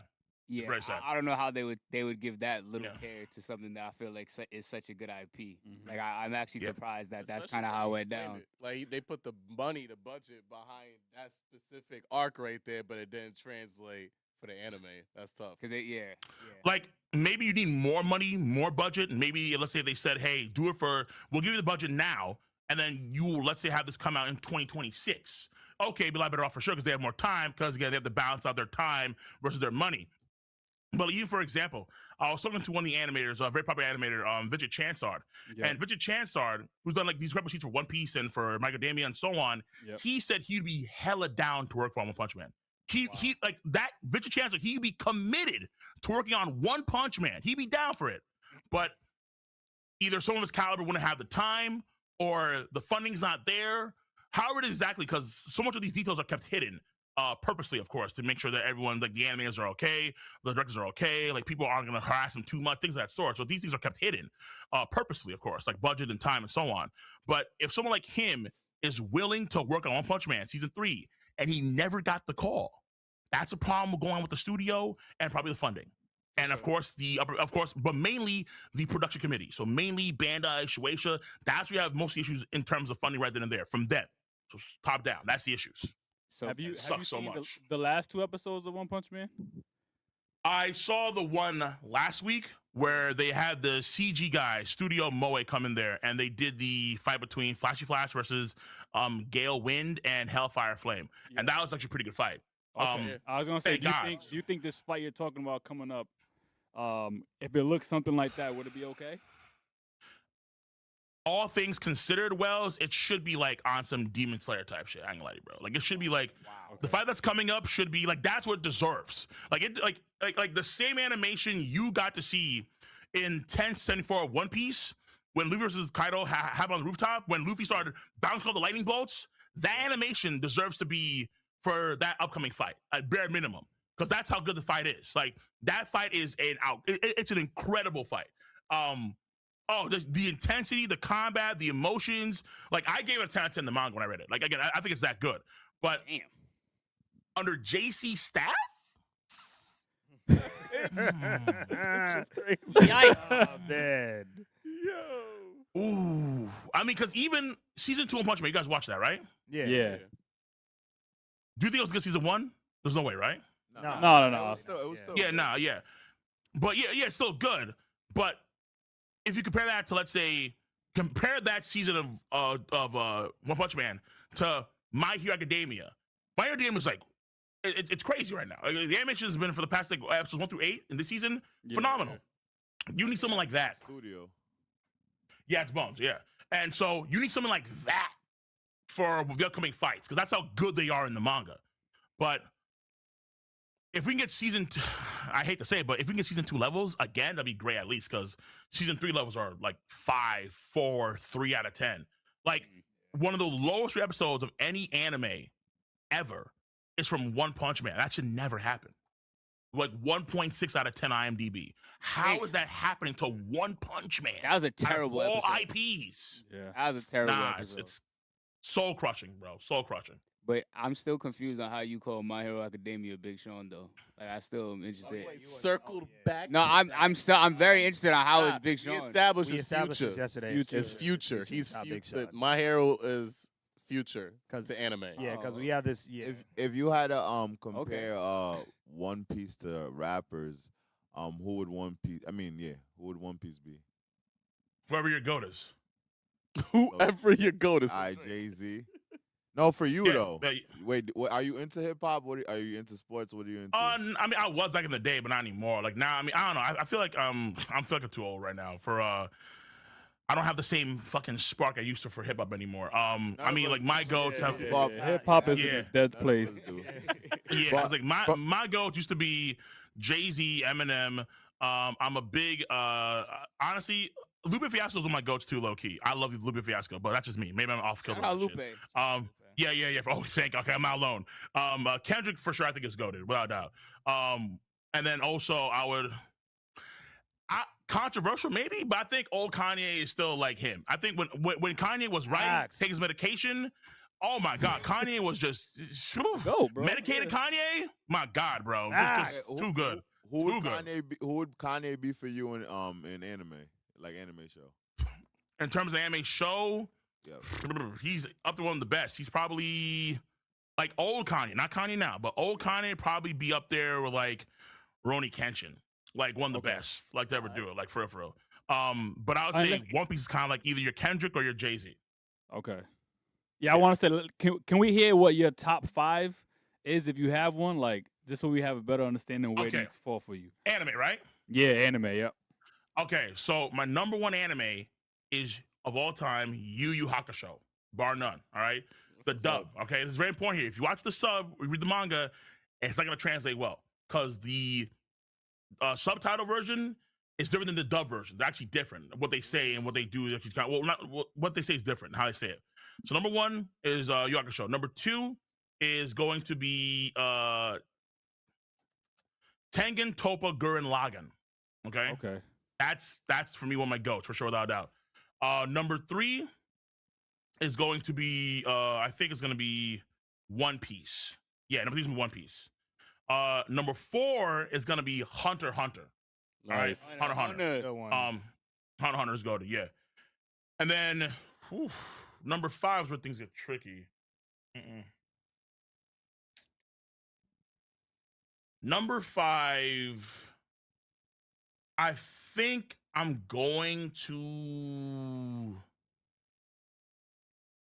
Nah, I know out of 5. I forgot what. No, it might be. It might be.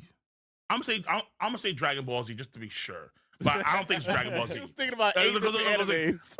Yeah, I know because there's one show I'm forgetting too, and I'm mad forgetting the show. Guys, Naruto isn't in your top 5. Naruto, it would have been if it was just part 1. I think part 1 is like goated. I think part 1 is like for sure top 5, top 3 worthy. But I mentioned with part 2 too much, so I kind of fall for part 2. That's my issue. All right. But I think I'm okay with that one for now. But I don't think it is my top 5 because there's a show I'm forgetting here for sure. I just forgot what show it was, so I apologize in advance. But I'm put it like that. No, it's not Toriko too, because Toriko anime is cheeks, but the manga's phenomenal. Yeah, we got a couple people in the chat saying Toriko for you, prison school. They're saying No. Prison school's crazy. Crazy. Top 5. Nah. Prison school? Nah. Joel's top 5. Nah, Oh, nah, definitely. nah, That's nah, still nah, on nah, Joel's nah, top nah, 5. nah. Don't let it fool you. Nah. What show got you? Oh into wait, stream? okay, wait. I'm sorry, I just got it. Samurai Champloo. Boom. Yeah, that's what I'm saying about. Alright. Samurai Champloo. Yeah, that's what it over- was. My fault. Yeah, took me two more to remember that one. Dragon Ball The Z. way you said dab.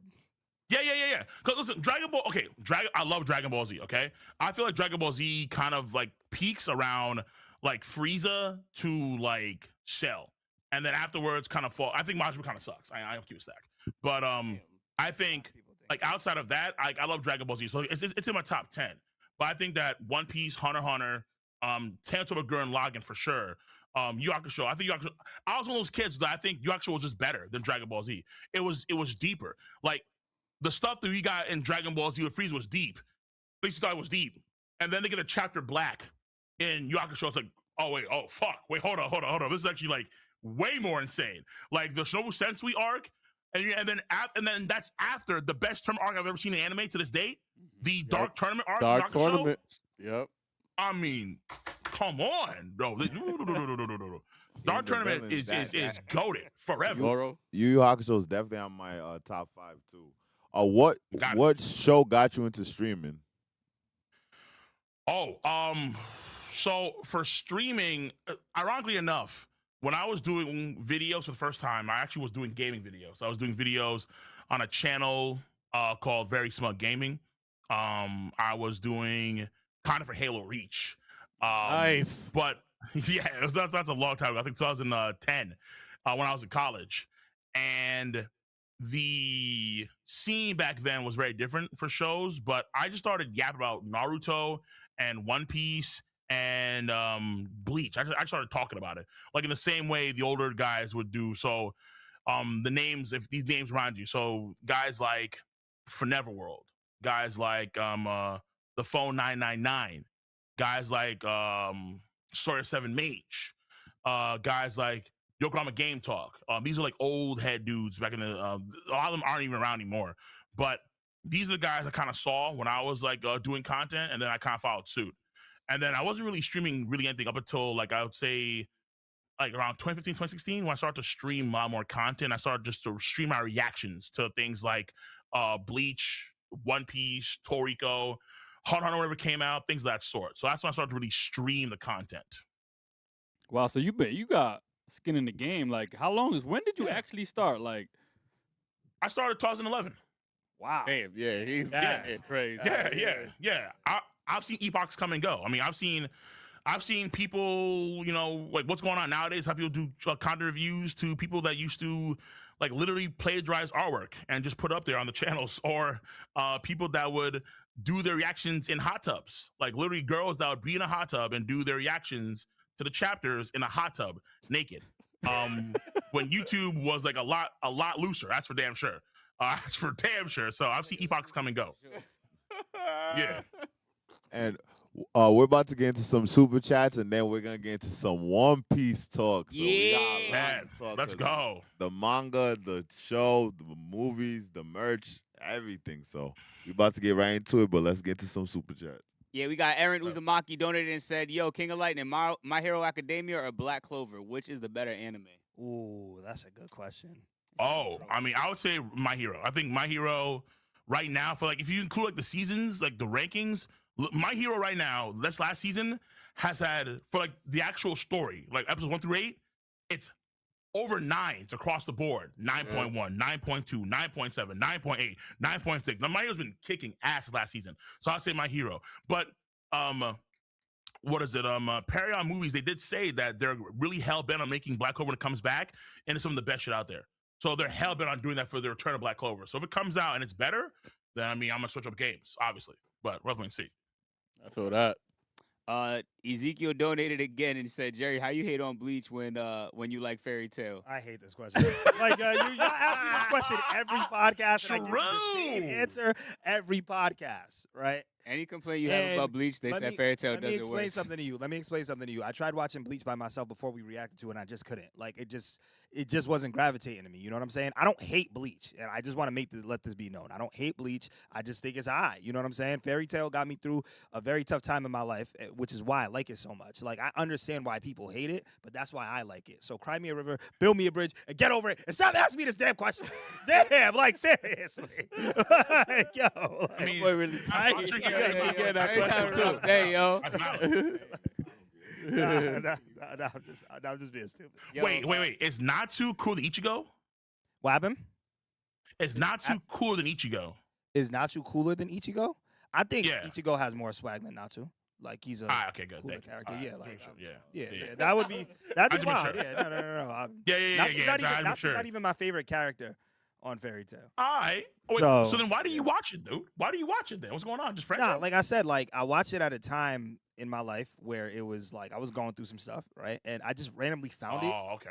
and I just watched it and I gravitated to it. But like I said, the one thing I understand is I understand why people don't like it. You know what I'm saying? But All right. I okay, enjoy that's fair. it. So that's Yeah, just yeah. me.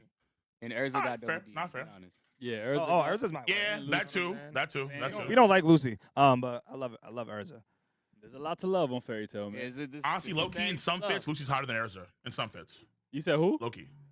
Low key in some fits, Lucy's hotter than Urza. No. Yeah, Nah, Lucy. No, bro. That's come a on, fact. Lucy, In bro. some Juvia fits, be she's looking hotter. better In than- some than fits, Urza she was sometimes. hotter. I think I don't know. Yeah. Urza always handing me. That's just me. That was your first hentai, bro. And then what was her face too? The demon girl. What was her name? Minerva? Minerva? Yeah. Not Minerva. Minerva. Not Minerva. Who? Oh, you talk about Mary Jane? Yeah, I think it's like Well, Mary that Jane. girl, Mary Jane. I said Mary Jane. Yeah. Mary Jane. Yeah. Yeah, she was pretty hot. She's up there too, like the big three bitches in Fairy Tail in terms of hotness. Yeah. The big three All these bitches. in Fairy Yes, Tail, yo. yes, the big three.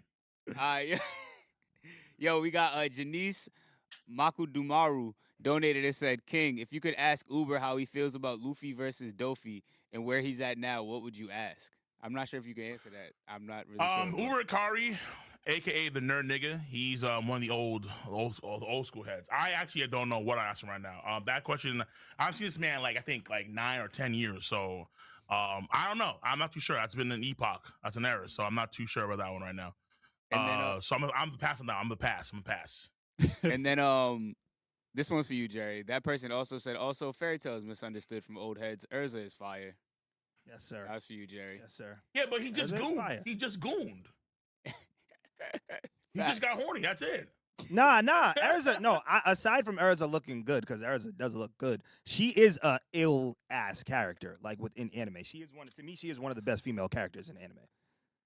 Like top 5, bar none. Really, one of the best in anime. Like actually, Yeah. in terms of writing, in terms of like how she's really. I think in I mean, terms she's of strong, like, but I think in terms of combat, I think one yeah, of my okay. favorite moments with Urza is when she fought all 100 monsters in the Grand Magic games. I thought that was gas because it was like Right. she was first to go and she's like, oh, and the way she played it was just like, all right, you beat these monsters at a time. Nah, I'm gonna just fight all 100. I think she's dope, and she always has dope moments to me.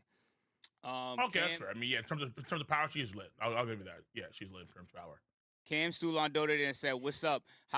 What's up, Cole? How would you rank the Straw Hats in terms of power?" Whoa. Okay. In terms of power, Luffy's number 1 by far. So like he's beating his whole crew combined by himself. That's number 1. He's just the GOAT. After that, it's gonna be in terms of power, Zoro and Sanji. They're equally as strong with each other. They're the same level of Equal power. is Thank you. All right, crazy. equally. Thank bro. you. Equally. I agree with that. Sanji might be better. The Vanessa, the fly dresser. Sorry, I'll sit down. At 2, so equally as strong. But they do interchange, but I think they're the same power level power. Number 4 is Jinbei. So then that's your big 4. Number 5 gets tricky. I lean towards Robin being stronger than Frankie. That's what I personally do. Yeah. So I'll say Robin's number 5. That's what I'll say. Yeah. Wait, where's Brooke? Did he say Brooke? Nah. Say Brooke. He No? didn't say Oh, wait, Usopp oh. either, but Usopp. He didn't say Usopp. Usopp's number 1, honestly. Oh my Well, no, Let's but be real. We don't At like times Usopp. he is. You're right. At times he is. True. But overall, nah. All right, yo.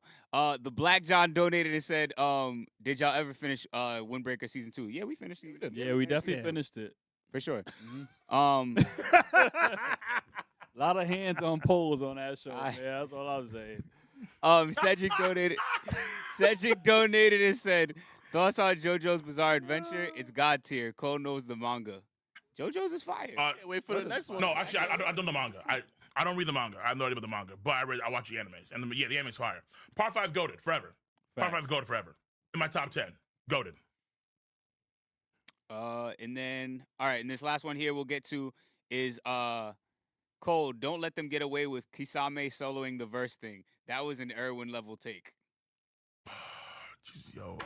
You got old heads watching your stream. You got like old heads. Like there are people watching your stream right now, watching your content that are like definitely in their late 30s or 40s. I promise you that. Make no mistake. If they know Irving.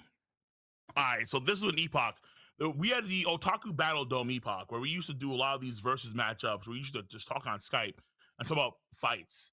And then there was a take where Kisame, because he's the water, or Suigetsu, the water dude, would be all these One Piece characters, just low dip them because he was water, and then different users are weak to water. That was an actual take back in the day. It's a dumb take. It's a hella dumb take. It's like a brain dead take, like a smooth brain take, a really retarded take. But that's not accurate. That sounds accurate. That's not accurate Definitely because not every accurate, One Piece character has a devil fruit. No, I know. Correct. Exactly. A lot of them, and then even still, it's like a lot of these guys know how to counter water. Like Big Mom knows how to counter water. You know, every fruit user knows how to counter water. They know how to deal with water for the most part. If they're viable, right? So it's like Luffy's gonna be able to handle Kisame. He's gonna be handling Suigetsu just fine. He's gonna tune Crip Walk on these boys. Like literally, he's gonna turn Kisame into like a damn Swedish fish and just call him and just diff him and just walk away. What you mean? Like no. So it's like yeah. People, Naruto fans back in the day, because they were the kings. Naruto fans were like up here back in the day because Naruto was the most popular story in the West. It was the king of the big three at that point in time. It was all the hype, all the hands, the ninja way, all kind of stuff. And Kisame diffing One Piece characters back in the day was like, a thing. But man's was the crocodile. It is what it is. Solo on the verse is crazy though. It's crazy. That's not even a true Garble dog walk. No. All right, so back then that was the takes. Yeah. All right, so we've made it to the part of the podcast, man, where we get to talk about One Piece with my boy King of Lightning. Yeah. We know that you have it in your top 5 as number 3. When did you get involved, and why do you continue to watch it and read it to this day, bro? Man, so I got about One Piece, like I said before earlier in the stream, I actually started watching One Piece around the time when it was, airing on the 4Kids dub, when Sanji was stuck on the lollipop, when he was doing things like you joik in that Brooklyn accent, when Homeboy, when they had instead of the guns, they had the cork pistols. So they would fire the guns, they had the cork pop out of the gun. Oh my God, I remember that. Wasn't that an intro? Yeah. The One Piece rap. That thing. Like dreaming, don't give it up, Luffy. Dreaming, don't give it up, Zoro. Dreaming, don't give it up, Nami. Yeah. That whole. That's back in the day. Rap's the fire. Without doubt. And then of course, around the time, I think it ended around the time Luffy fought Crocodile, and the reason why I beat him because he sweat more, which was like stupid. So I got into it back then, but afterwards started reading the manga because I found out that Luffy didn't sweat to be Crocodile. He was bleeding a lot, and actually was able to actually have the moisture from his blood hit Crocodile's solid sand. I was like, wait, he actually bled? Yeah, they actually bleed One Piece? So I kind of found that out, and then I read from the manga, and then it was a whole, from then on, I was hooked. And I caught up around the time, I think it was 2009 or 10 when I caught up. It was Shibone Archipelago on the manga. That's when I caught up to the One Piece story. And then, so I was reading Marineford live whenever I could. Man, and then it was crazy. So I caught up to the manga, then started watching the anime at that point in time too. And then I remember at that point in time, so this is around 2010 when you had one manga who were doing manga translations, and then you had this fan group sub called Yibis or Yibis, Yibis. They were doing these fan translations of One Piece a long time ago. They were so cool to where, like when a character does an attack name, like a kind of does, let's say a Magma Fist, like a Mago, a Hellhound. They would take the text of the name, and then they would actually animate the text. So it would be like a Magma Hound will like go through the text, and text will kind of like blow up whenever he use the attack. So so they actually had very creative ways of doing their transition, their subbing, the subtitles. So it was very, very cool. And I remember I would download a lot of their files to download a lot of their files when I was in college and watch that on a computer. When I was on my plane, going from Buffalo to New York because I went to school in Buffalo, college in Buffalo. I would rewatch on my iPad, my iPod, like the original iPod, like the first ones. I would rewatch the Skypiea arc because I had the entire thing. I'd rewatch that constantly, over and over, because I love Skypiea. I watch it over and over and over and over and over again. And then my name, King Lightning, stemmed from my favorite character in the story, NL. He's my favorite character in the entire story of One Piece, NL. Yep. So King of Lightning. Yeah, exactamundo. So that's where it comes from. That just on the plane for like an hour, I'd rewatch those episodes of One Piece on my iPod, and then I would say ever since then I was talking about One Piece on my channel ever since 2011 onwards. Yeah, so my love came, gradually, just being an anime fan in general, to really kind of gravitating towards One Piece because it was really enjoyable. The world is very extravagant world. I love the designs of the characters because some characters were, of course, goofy as hell. But I did enjoy that, though. Like, I enjoyed those, like, sort of Mr. Four and Alabasta, like the big look, or Miss Groundhog Day, or how she was designed. Like, all these others were goofy and weird, but it gave it so much character, right? Where it's like a lot of times some stories, they have characters that kind of look the same. You kind of forget how they look. But in One Piece, that's never the case because they're just drawn in such a extravagant way. They just stick out into your mind. They really sear into your memory, and that's something I really appreciate about the story too. The world building, the characters, the character growth, it was all there. So I was there for a long time. Damn, nah, that's fire, bro. I ain't gonna lie. Like, I used to watch One Piece back in those 4Kids days too, and now that you bring it up, the court gun, that's bringing up nostalgia. The sweating on the crocodile too, like the fact that they changed so much is crazy. Now, oh yeah. Do you have a preference on like which medium you prefer? Like, do you prefer reading the manga? So I would say right now, this may sound controversial, but I think right now, as it stands, I prefer the anime. It used to be the case where I preferred the manga, but the anime and manga have kind of changed over the course of time too. And now the anime is going, if you don't know, they're going seasonal.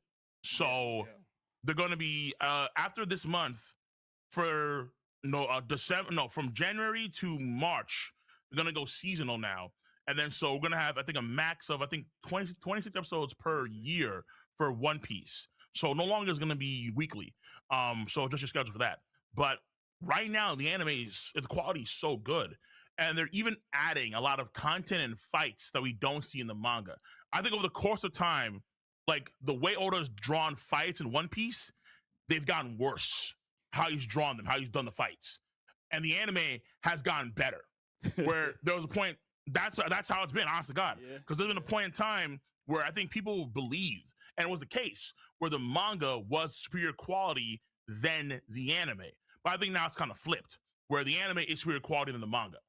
So I'll say the anime overall. So how do you feel about the fact that they are going seasonal now? Do you think that that's going to be a good thing for the anime? Do you think that that's going to up the quality?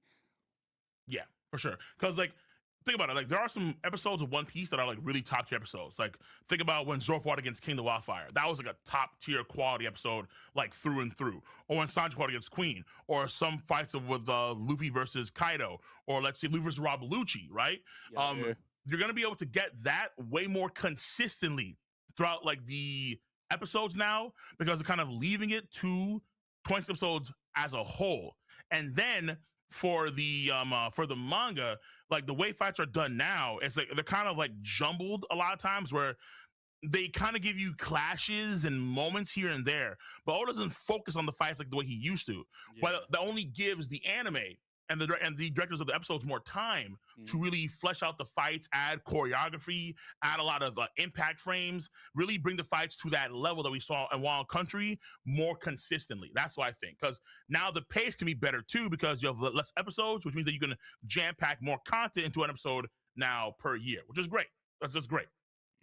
Do you think that because he's doing that in the manga, that it could be a bit disappointing for some of the readers now?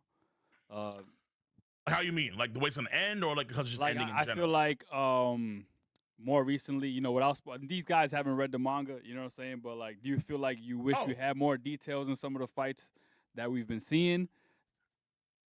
Yeah, because the way the manga works now is that because Oda, he's been doing this for like so long, what he does now is that he jams packs so much content to a manga panel.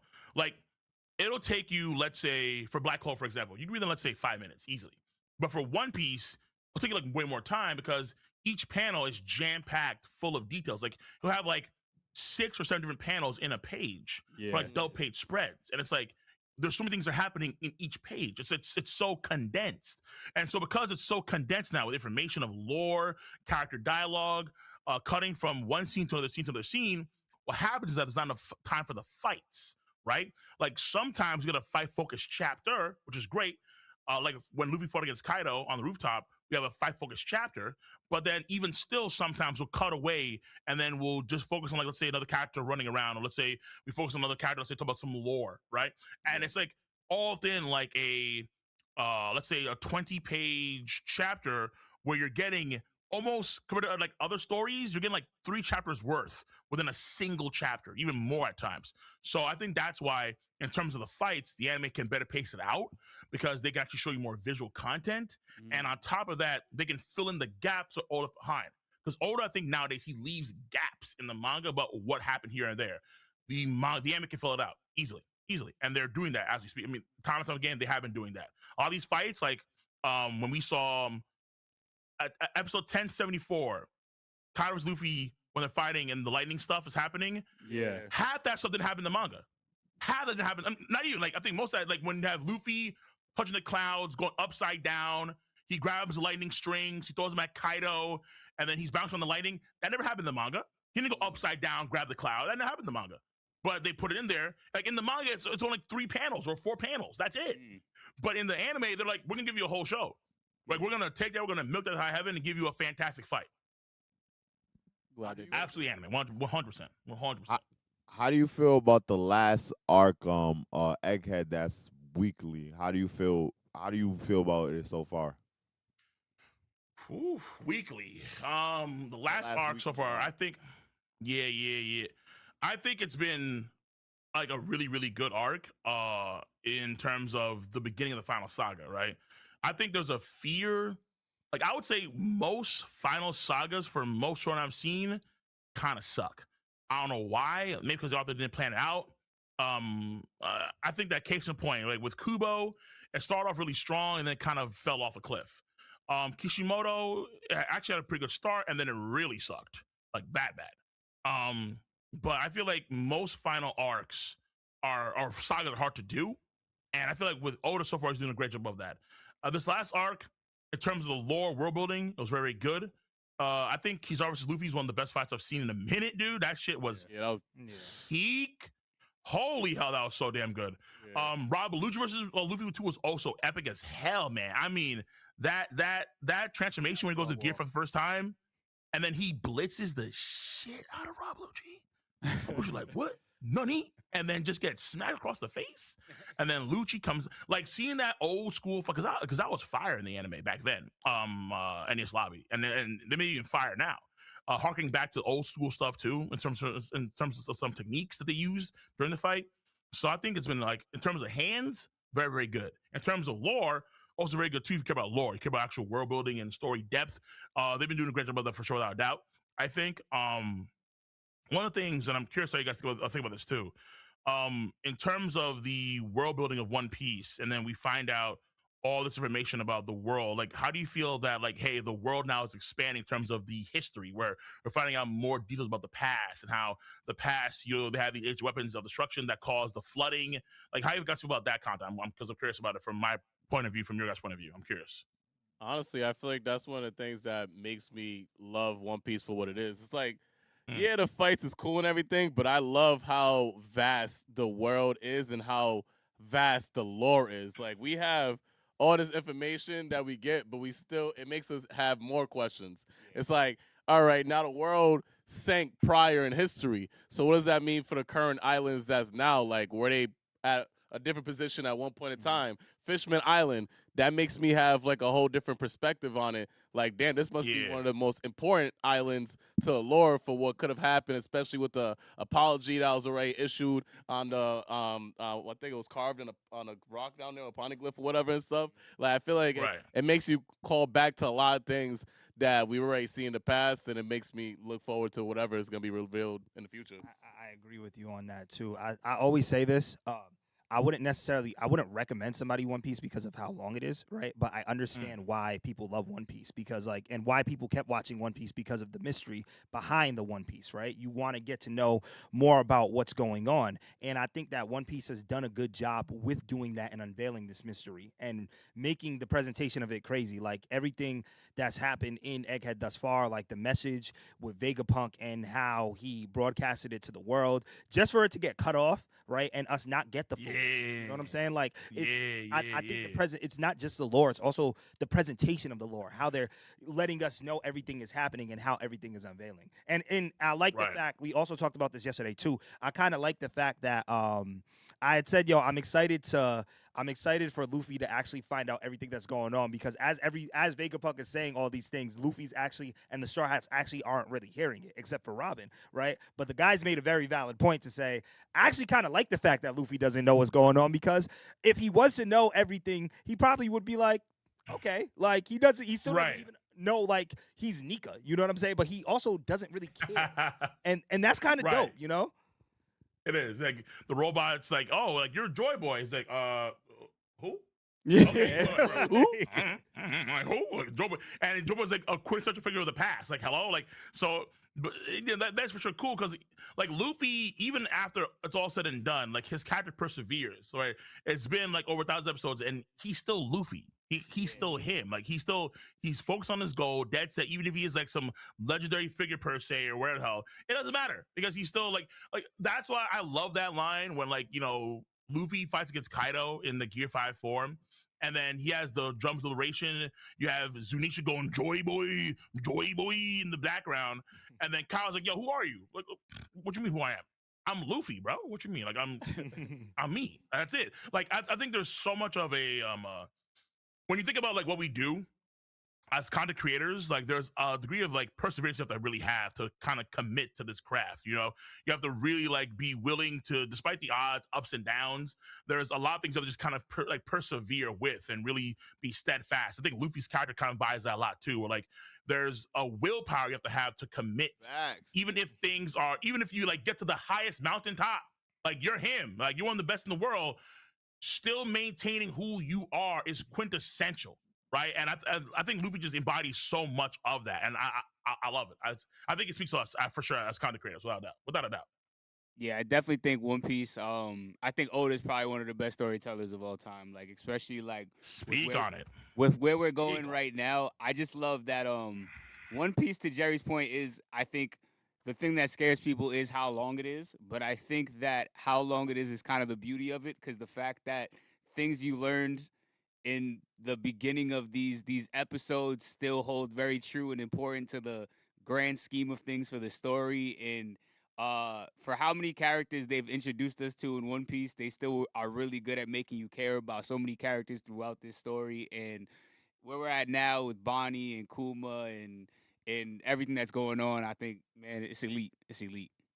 And I think, Cole, you could really speak on that, because you just talked about how your favorite arcs is Skypiea, and you watched it over and over, and you're the king of lightning for a reason, right? You have characters like Enel that you're waiting to see come back. Can you speak on like why that is? Like I want to hear why Sabaody. I mean, not Sabaody. Skypiea is your favorite. All right. So Skypiea. This is where we get to like, I don't know if you guys theory craft like that when you watch the animes and like the manga, but like when we're kind of doing like in the manga circle for One Piece, there's a lot of theory crafting, right? There you have like Ohara, you have Grand Line Reviews, you have Tekking, you have Source Made, like a lot of kind of theory craft. And I feel like Skypiea it is a microcosm of the entire One Piece story. Like the entire series is all kind of jam-packed into One Piece. Like the treasure that we get in Skypiea is kind of similar to, let's say, the One Piece itself. The main villain, NL, is actually very similar, I think, in many respects to, let's say, potentially Emu, who could be the main villain of the story of One Piece, like the final villain, potentially, right? Like a lot of Emu's character is based on NL. It really is.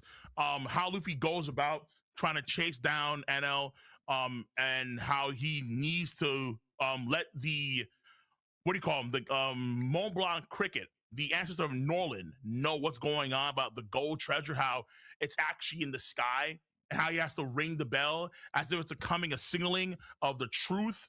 And we know that in the future story, we're gonna have like the world understand the truth of the world itself. You know, right? Like we all see through a Vegapunk speech how it's happening, how people now understand that the world was flooded, and things are gonna be kind of cascading from there. So I think that the story does a very good thing in terms of how it's like a microcosm. Like even like the first the Joy Boy pose, the Nika pose, it was first done in Skypiea, arguably, like near the bonfire when they're all dancing. That like that same dope pose, like it's in Skypiea. It's next to the fire. Yeah, it's next to the fire.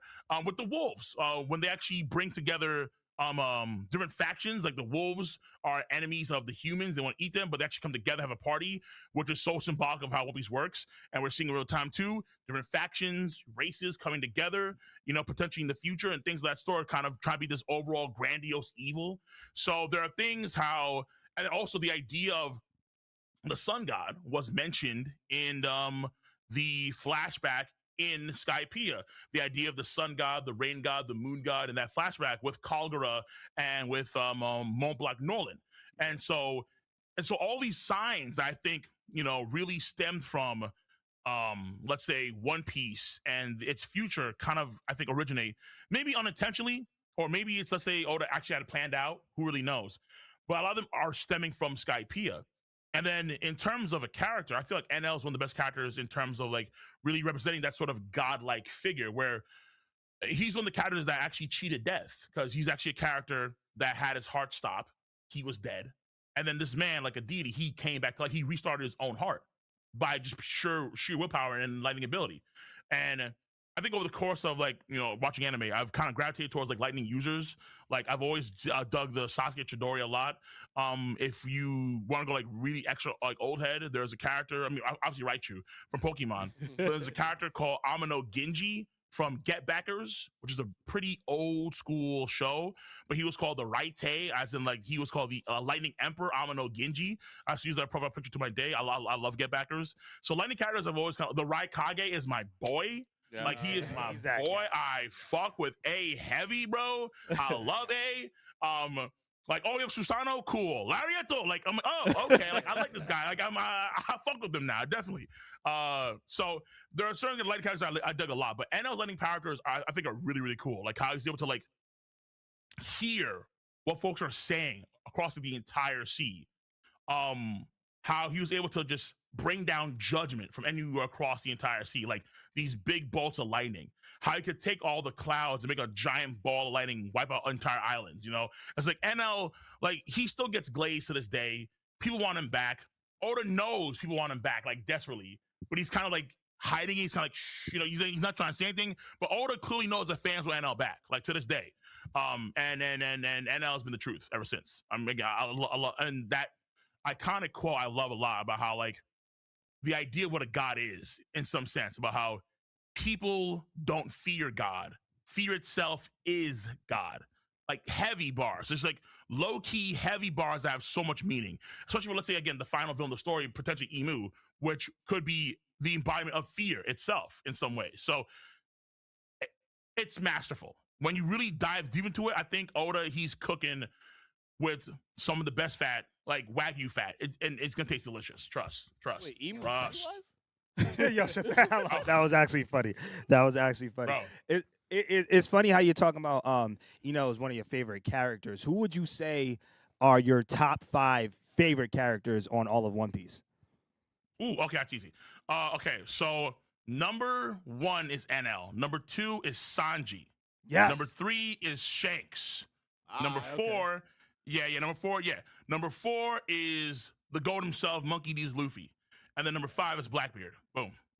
Those so 5. I noticed you mentioned the GOAT Sanji is top 2. So why is Sanji top 2? The audience the world needs to know why the GOAT is top 2. Vanessa, the fly dresser. I'm keeping a stack. Sanji is the best written character in One Piece, like by far. He is the best written character in the story. The best what? By far. He is the best. It's cold. It's cold as ice. It should be. He is the best written character in the story by far. If you talk to one of the writers for the live action and my boy Randy Troy, we agree with this full sale. I think okay, I'm not sure if he actually, hold on, does he? Doesn't matter.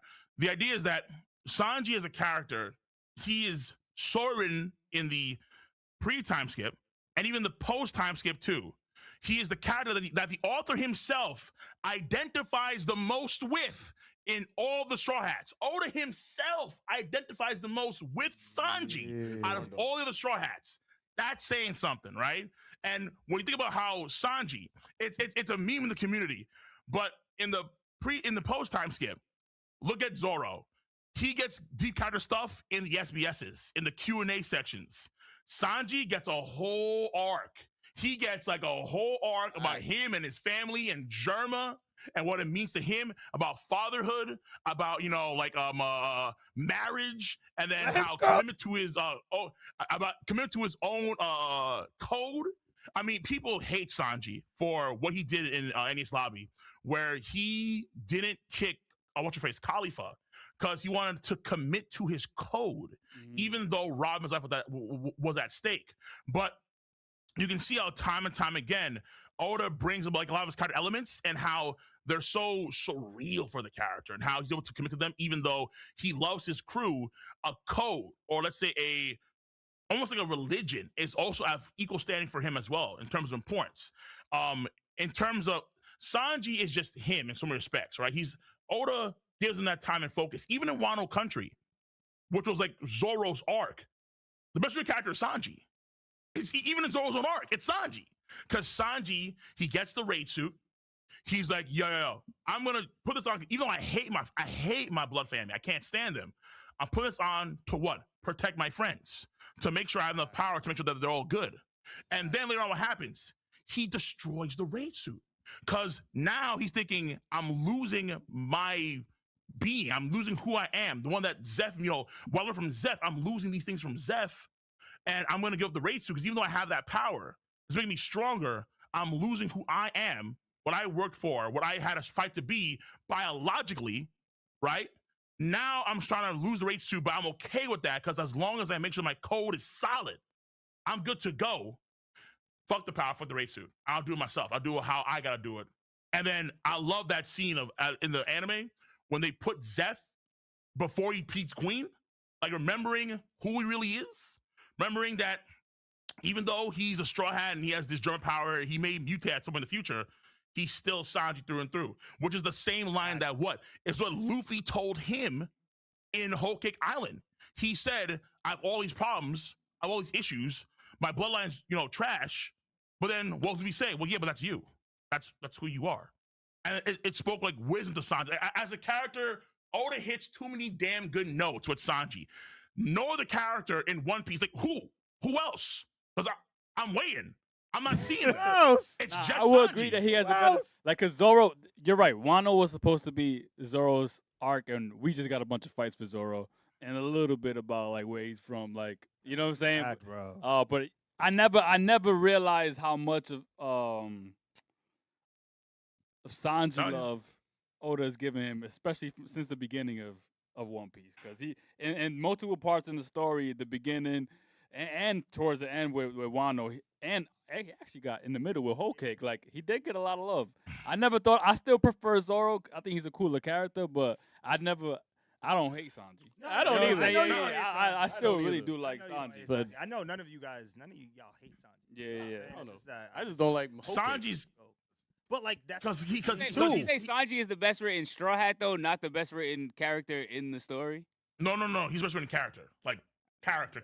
He said best written character. I think Kuma could be up there. I think Kuma could be up there. Kuma's really good, but remember, Sanji's history is spanning from chapter 50 to chapter now, where he's still getting love even the post time skip. He's the only Straw to get a major focus arc outside, let's say, Luffy and then Zoro, kind of in Wano Country. Nico Robin. Robin, but remember, Robin hasn't gotten like a lot of character love like that since the pre-time skip.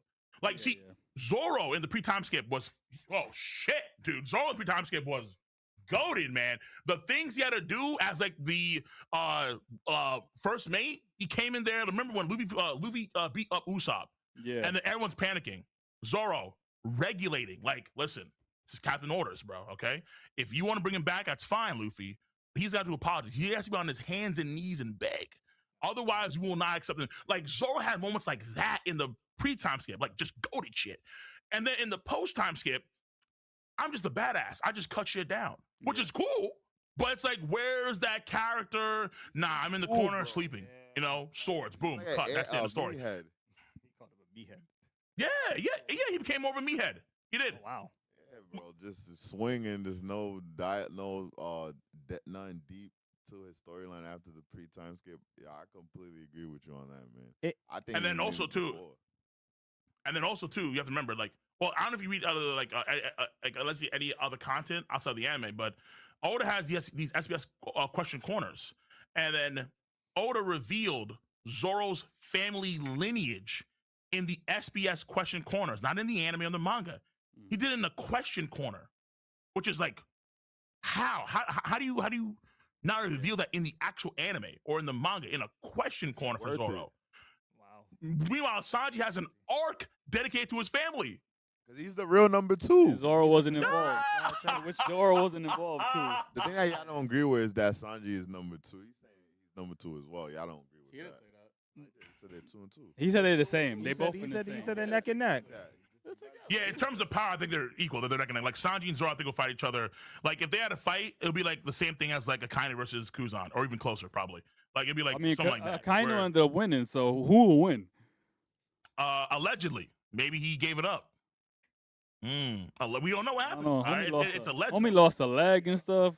I don't know if you're gonna give up a leg on purpose. I don't know, yo. Allegedly, bro. There's always deeper meanings to things in One Piece. So I mean, he could have. Right. It's like, for example, it's like we think about, let's say, someone like Inu and Nekoru Mamushi, those two dukes of Zou. Like I can't think who's like strong between those two. Kind of like with Zoro and Sanji. Like there are times where I think that Zoro's stronger than Sanji. There are times where I think that Sanji's stronger than Zoro. It kind of depends who gets the power up first, essentially. But it's like, and then so this is just me personally. But fuck that. It's Oda. I'm gonna say Oda, because when you go back to every fight in the story between Zoro and Sanji, and then how they fight their characters, Sanji always has an easier time against his number 3 opponent than Zoro's number 2. Why is it the case? Where every time Sanji fights number 3, it's always easier. So he fights against Bone Clay, walks with a few broken ribs. End of story.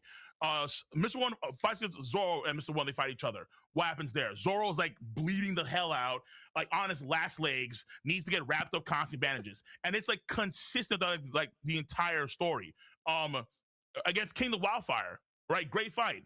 But Zoro has to use his own lifespan to use that King of Hell form to beat King the Wildfire. Sanji just says, hey, you know what? I need to use Blue Fire for a second. Boom. Blue Fire, Beef Burst, fuck out of here. And then that's it. It's like There's a disparity, Sanji always has an easier time. There's a separation of power and strength between those two, the people that you're naming, though. Bon Clay to Mr. One and King to Queen. There's a big separation. But that's a point that he's making. Right there, though. That's the point, though. That's the point. That's the point that he's making. Yeah. He's saying that because Zoro's fighting stronger enemies, right? And he's having a harder time, right? Whereas Sanji is fighting the easier enemies and he's dog walking them, right? So he's saying that if the roles were flipped, I'm just taking it as you're saying it like this. If the roles were flipped, if Zoro was fighting those enemies, it would be the same outcome, but it would be Zoro be dog walking them, and then Sanji would have a harder time. But it's not to say Sanji would lose. That's what he's saying. I don't know. Yeah, I don't know. That's what he's saying. Exactly. Yeah. I don't. That's a valid. Yo, I agree with that, yo. Elite level of Sanji Glaze. Yo, that was it? Bro, It was. That was we here for it. elite levels That's of what he Sanji was- Glaze that's what right he there. was I here ain't for. gonna- But we here for it, baby.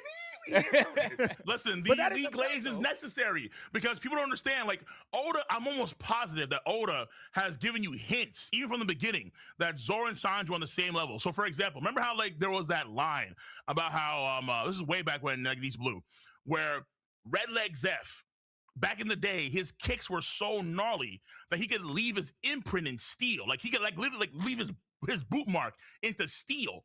Mr. One is steel. Even though Zoro had a hard time cutting through steel, if it was Sanji, he'd have a hard time being Mr. One. But if Red Leg Zeph can leave his imprint in steel or iron, same thing would apply to Mr. One. He would literally be able to damage him because he would imprint his foot so hard into his body. It's the same energy. Where you feel like, you feel like in that moment, he wasn't on red leg Zeph moment. Go He back. wasn't. Hold up. Go back. Say what you say. Yeah, he was not. You feel like Sanji in that moment was as strong as red leg Zeph?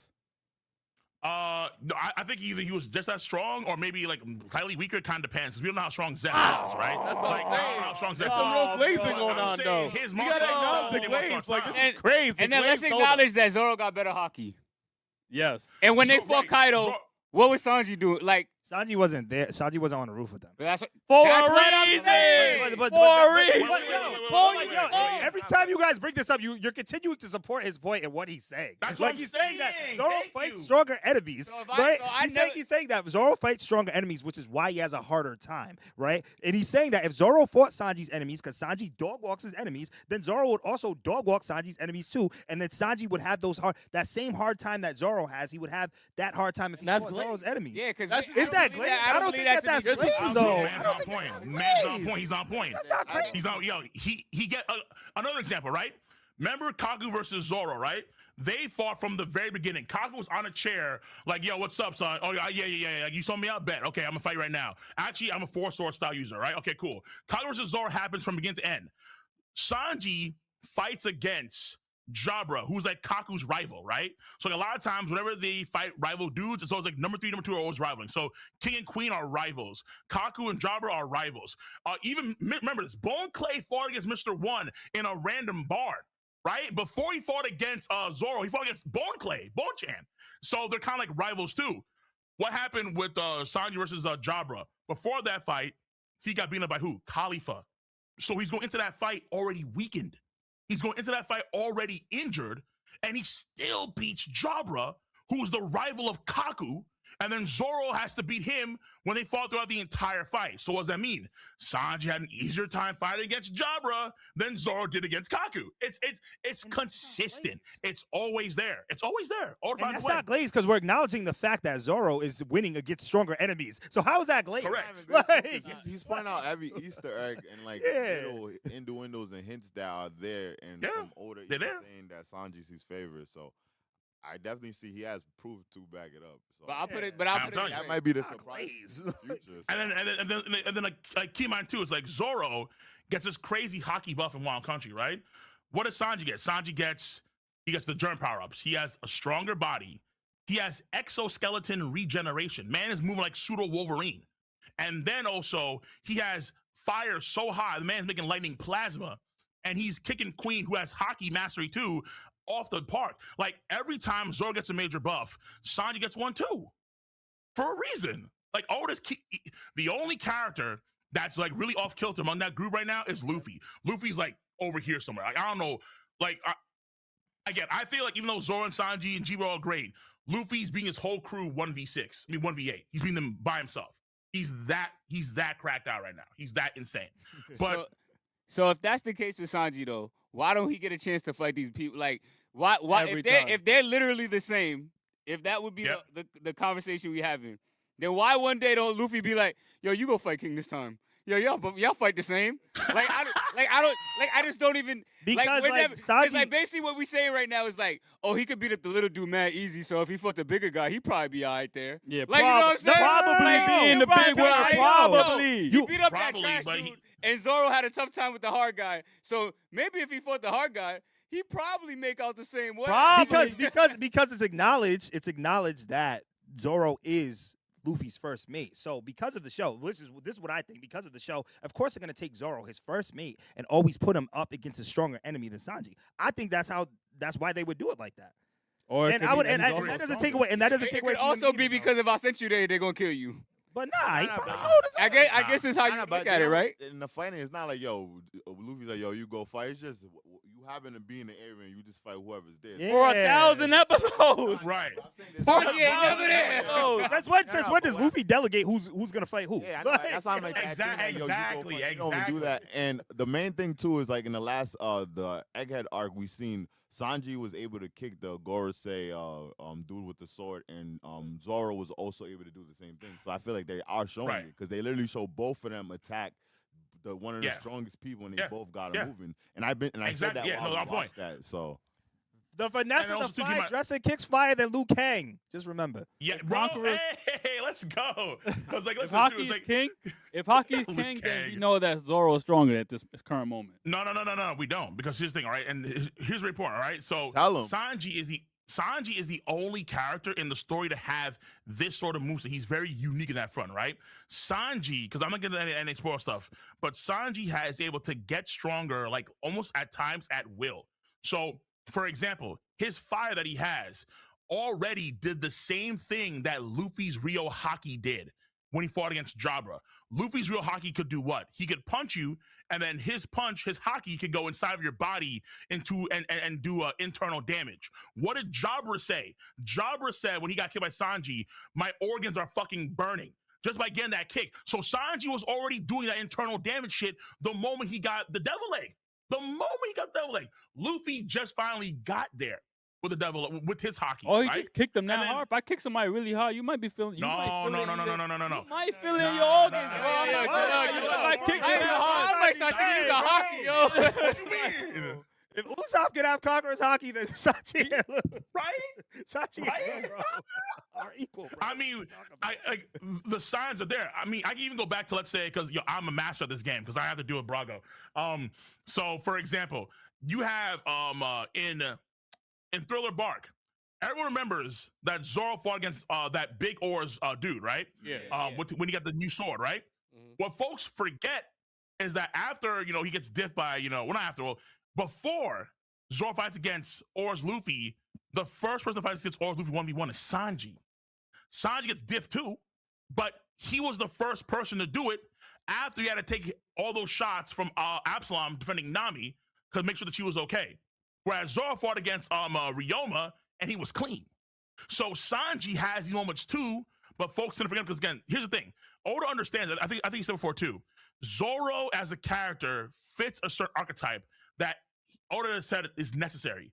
You need to have that sort of savage, badass, cool character that all like the boys could just be gravitated towards. Because when push comes to shove, you're gonna have badass Zoro cutting down dudes, old school samurai style, cut in half, epic as hell. But Sanji is more versatile. Sanji can be a badass, he can be a stealth dude, but he's also a memer, right? He's also like you see like Frankie, Usopp, Luffy memes. Sanji's there too at times memeing. He's also smooth. He's also very suave.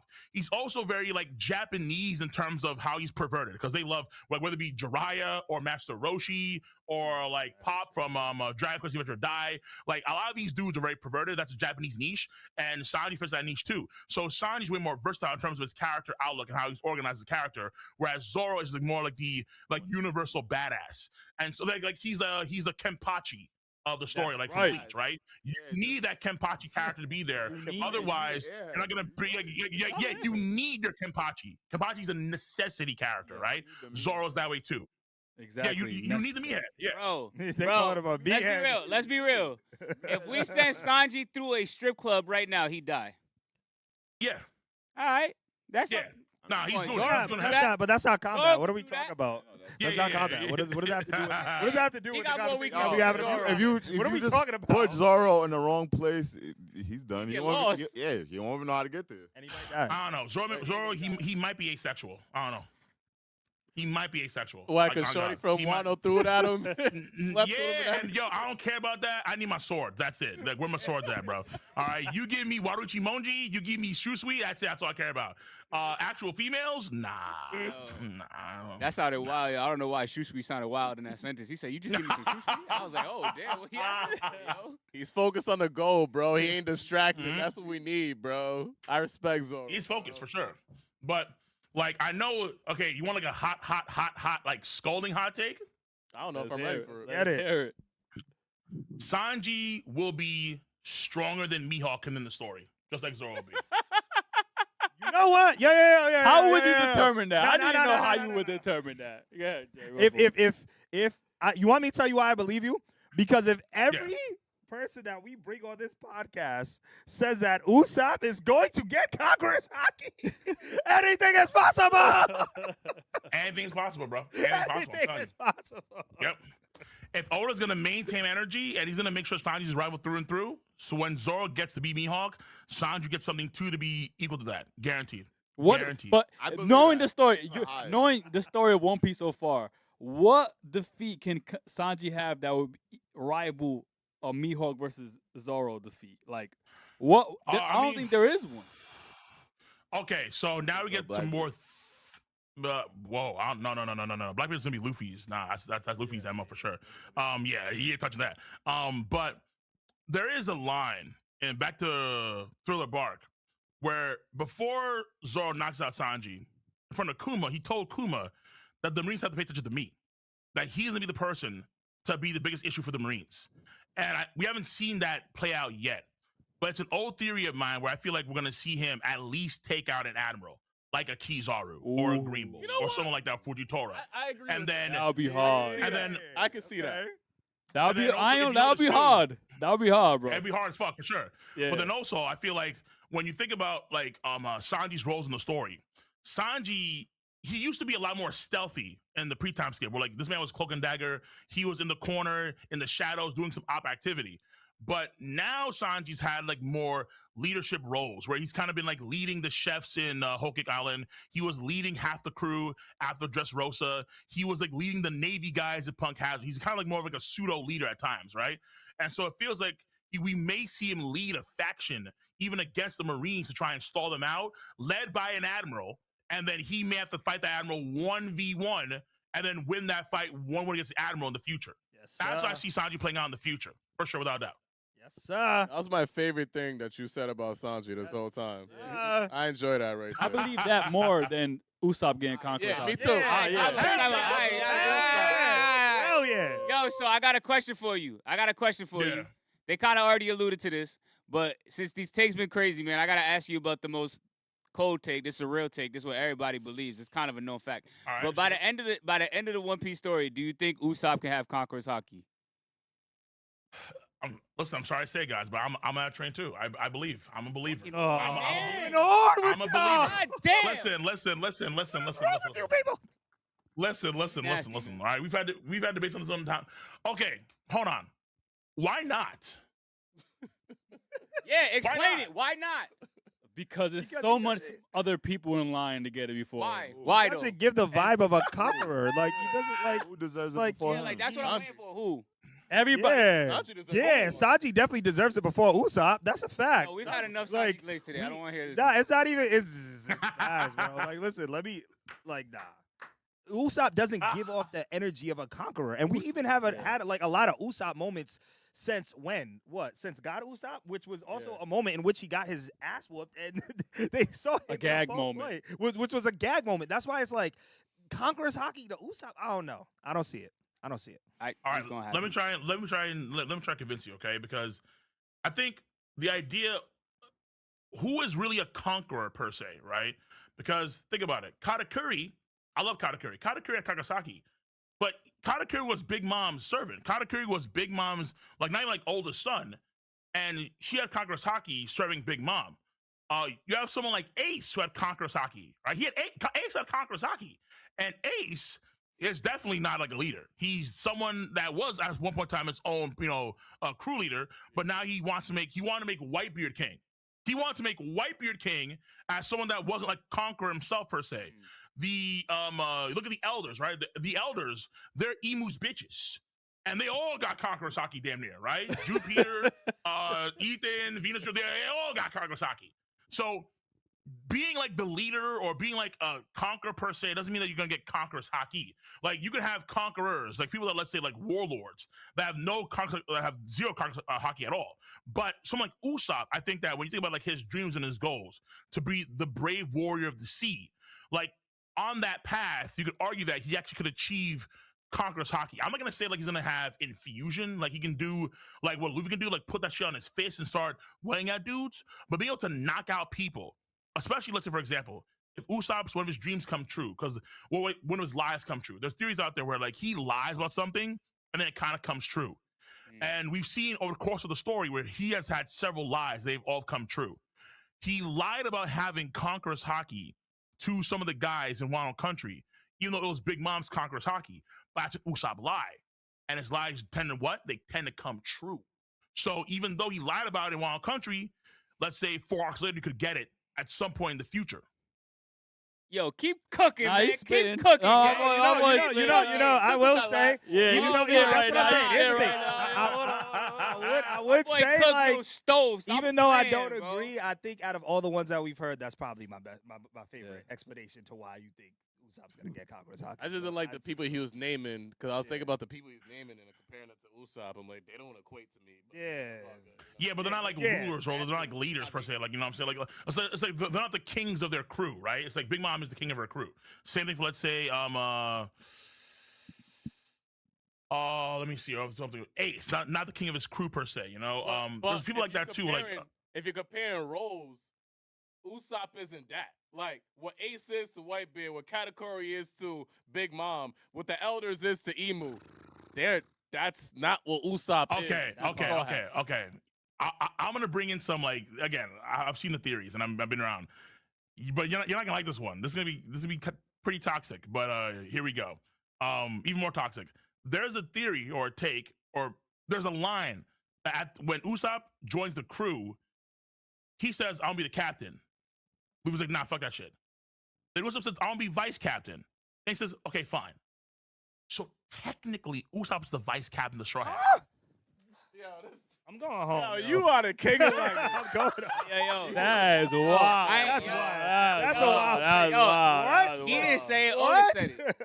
He didn't say Yo, it. I didn't say it. Oda said it. Yeah, that's what I'm saying. It's not his opinion. You know what I'm saying? Like, it's just facts. If you don't like the facts, then just lie to yourself, man. I definitely believe that because I feel like Oda's just putting. I mean, like, look, twist and stuff.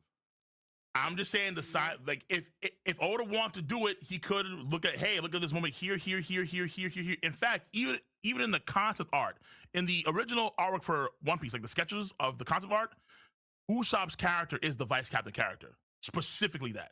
So all I'm saying is that if Oda really wanted to do it, and the signs are there, he could do it.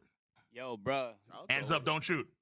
Hands up, don't shoot. Son. You know, one thing about this podcast is my boy Usopp like 5-0 on y'all dumbasses. Yo. My boy Usopp like 5-0 on y'all ass. Yo, stop playing, bro. Yeah, you guys are the minority. Yeah, like y'all just don't get I'm it. starting to realize that. Yeah, y'all just don't get it. Starting to realize It's that. okay. There's certain takes that I have, and I know I'm the minority at when it comes to One Piece. I know that for sure, especially when it comes to Whole Cake. Oh, you're not a fan of Whole Cake? Bro, Whole Cake is one of the weakest arcs to me. I'm not going. That's why y'all be, oh, Sanji, oh my God, he had his own arc. I'm like, the arc was ass. Like, bro, what you mean? Hold up. I really enjoyed that delivery. Wait. Was it ass from the jump, or was it ass like midway through, or did it get bad at the end? It was ass midway through. It was like that whole portion where they're in the forest and stuff like that. And I think the best part about them being in the forest is him fighting Cracker and stuff like that. And Luffy going Gear 4 or something. That was cool and all that. But then it was all the things with pudding. I don't know. There's a whole lot of stuff. Like Brule takes a carrot to the mirror world, all that stuff. Yeah, it was the trees. things that was stretched. Like a lot of, and let's not. I love Katakuri. Love him. won't He's deny one of that. the best things in that arc. But we can never forget how stretched out that fight against Luffy was. Like, there's a lot of things in that arc that could have been flushed out better. But that's just me. I feel like I see where you're coming from for sure. I feel like, remember how like in One Piece, like they kind of allude to the idea that some guys can like fight for like days or like hours on end. I think Oda tried to do that, where like, he tried to make, Luffy fight against a guy for, I think it was like 7 or 8 hours. They fought for like nonstop or something like that. So I think Oda tried to do that and make it work within like the story, because he's kind of said it like these guys can do this kind of stuff. We never actually see it. Like, I don't see Zoro fighting Kyle for, let's say, 5 hours. You know what I'm saying? So he tried to do that with the fight, which I think at times was a bit stale. Other times was epic as hell, though, right? So it's like, I feel like I can see where it's coming from, but I think it depends on like if you care about the lore and like, Sanji's character. Like, did you like when Sanji came in and fought against Luffy? Was that like a plus or was that a no? I love that. I love Okay. like him focusing with his father and stuff like that. The backstory, how he was held in a prison cell with that mask on his face. That was cold. But Right. there was just other things that was just pure ass. I hate the name of the arc. Like, they should have just pulled a SpongeBob in certain parts of this arc where it's just like 5 hours later.